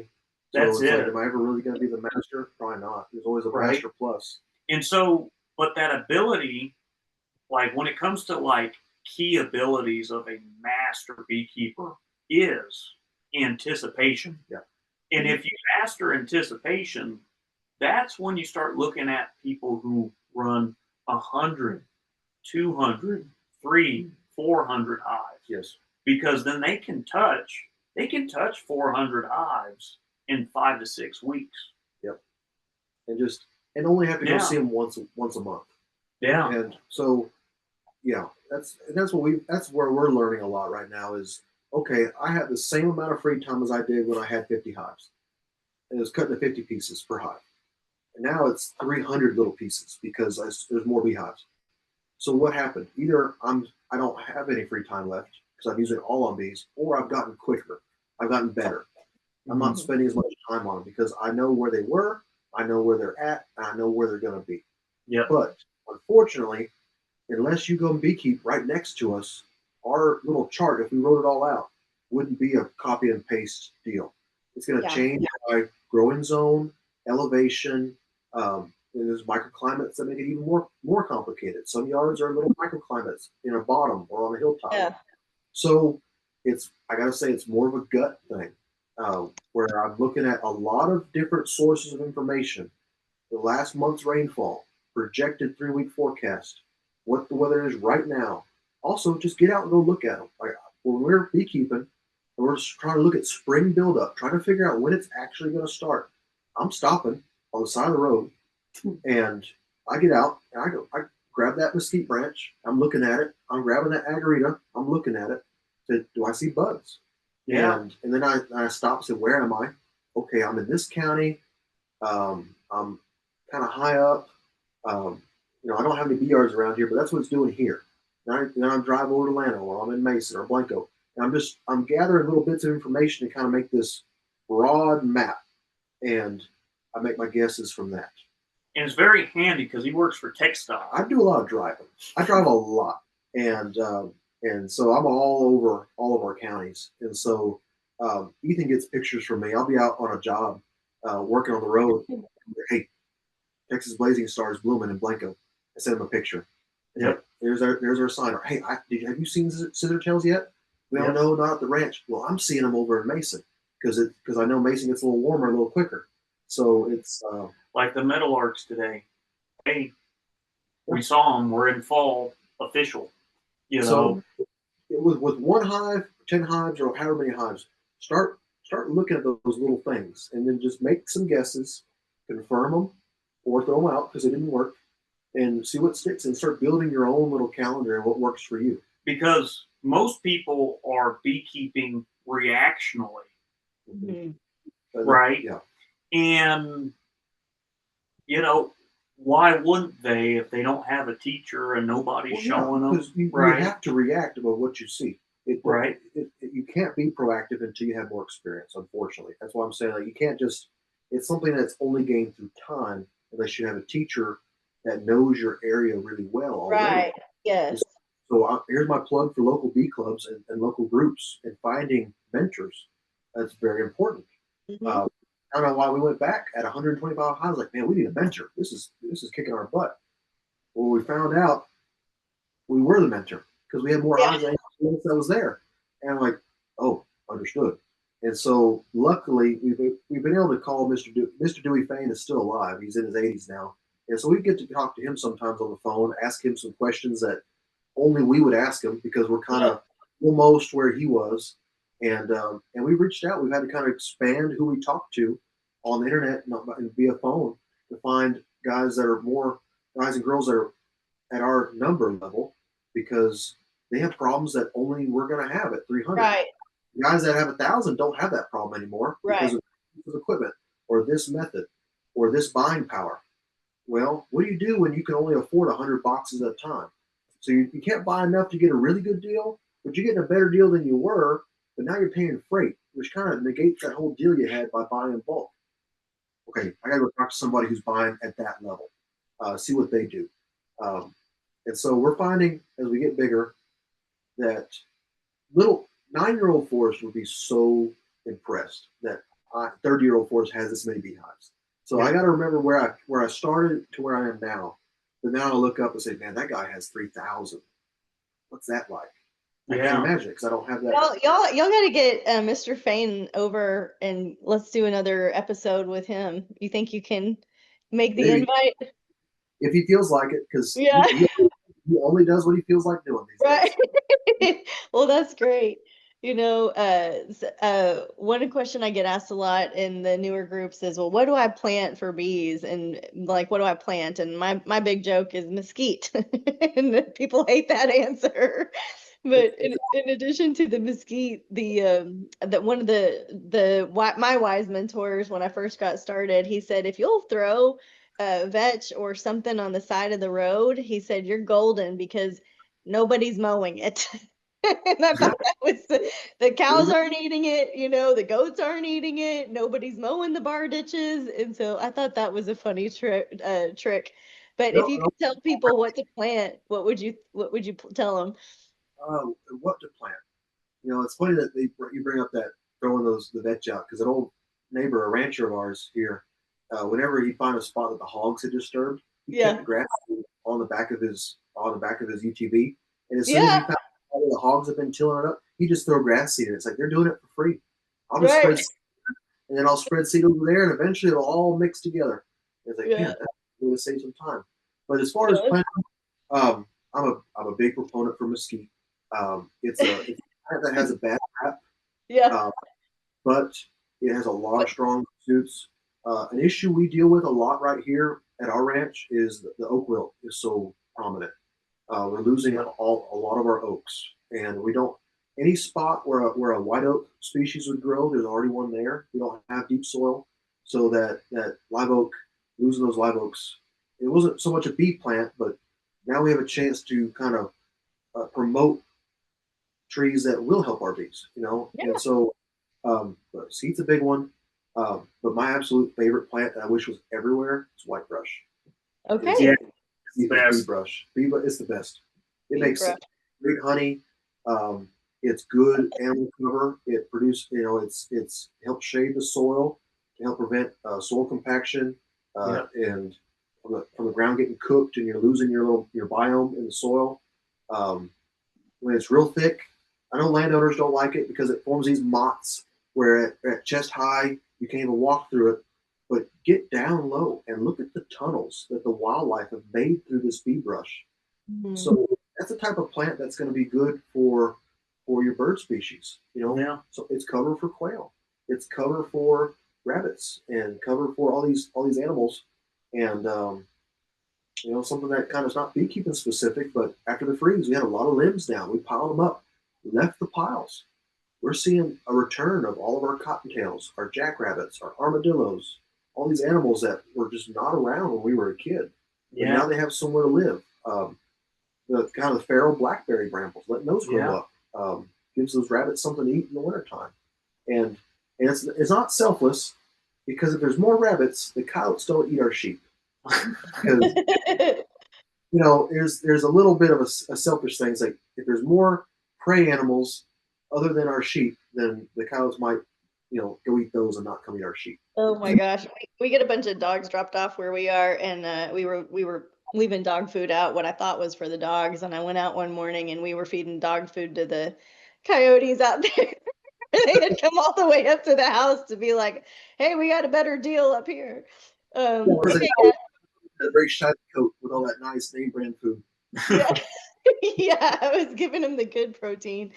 Okay, in closing, what's your favorite way to eat honey? Biscuits. I might be too simple for this question. I eat a spoonful of honey by itself. Yeah, I have honey. Any place I hang out, there's a jar of honey there somewhere. So yeah. at my desk, my desk in the garage at the house where I do my work, in the pantry, my daughters love it, and I'll just take a teaspoon and hand it to them, and Yeah. it is so much better than just regular old candy or any other sweet. Like, here's a spoonful of honey, and they Yeah. bottling day is a big occasion for us because all that honey that drips everywhere. I have Mhm. two little girls that clean it all up, and so lots of this, going around when we're filling those jars off the buckets and everything. So I love eating it off a spoon. Perfect. It's a good too. Yeah. Yeah. I don't know that there's a way I don't like eating it. I like it. I like honey every which way too. So out of the jar with a spoon, I'll do like a spoonful of peanut butter and a drizzle of honey, and that's like my after if I'm on the go or quick snack, a quick lunch or something. Absolutely biscuits. That's our But peanut butter on a cracker with honey on top. yes, yeah, perfect snack. Well, guys, I have a lot more to talk to you about. Let's close this one for today. And thank you so much for the gift of your time, sharing your experience so generously, just staying just the pace and watching nature and being a leader in this space of how we can really observe the bees and observe the birds and the weather patterns and become better beekeepers just by really being part of the natural cycle in our different growing zones. So I know this was a lot of information today, and I can't wait for the next one. And so thank you guys so much. And until next time, y'all enjoy some howdy honey out there. All right. No, I appreciate any chance I get to geek out about these. So Me thank you too. for inviting us. We don't get a lot of opportunities. When we wore out or welcome, we talk about it too much. Yeah. Well, not around here. We'll have you back on, and thank you guys so much. We really appreciate your time, and we'll see you next time. Yeah. Thank you very much. All right. Perfect.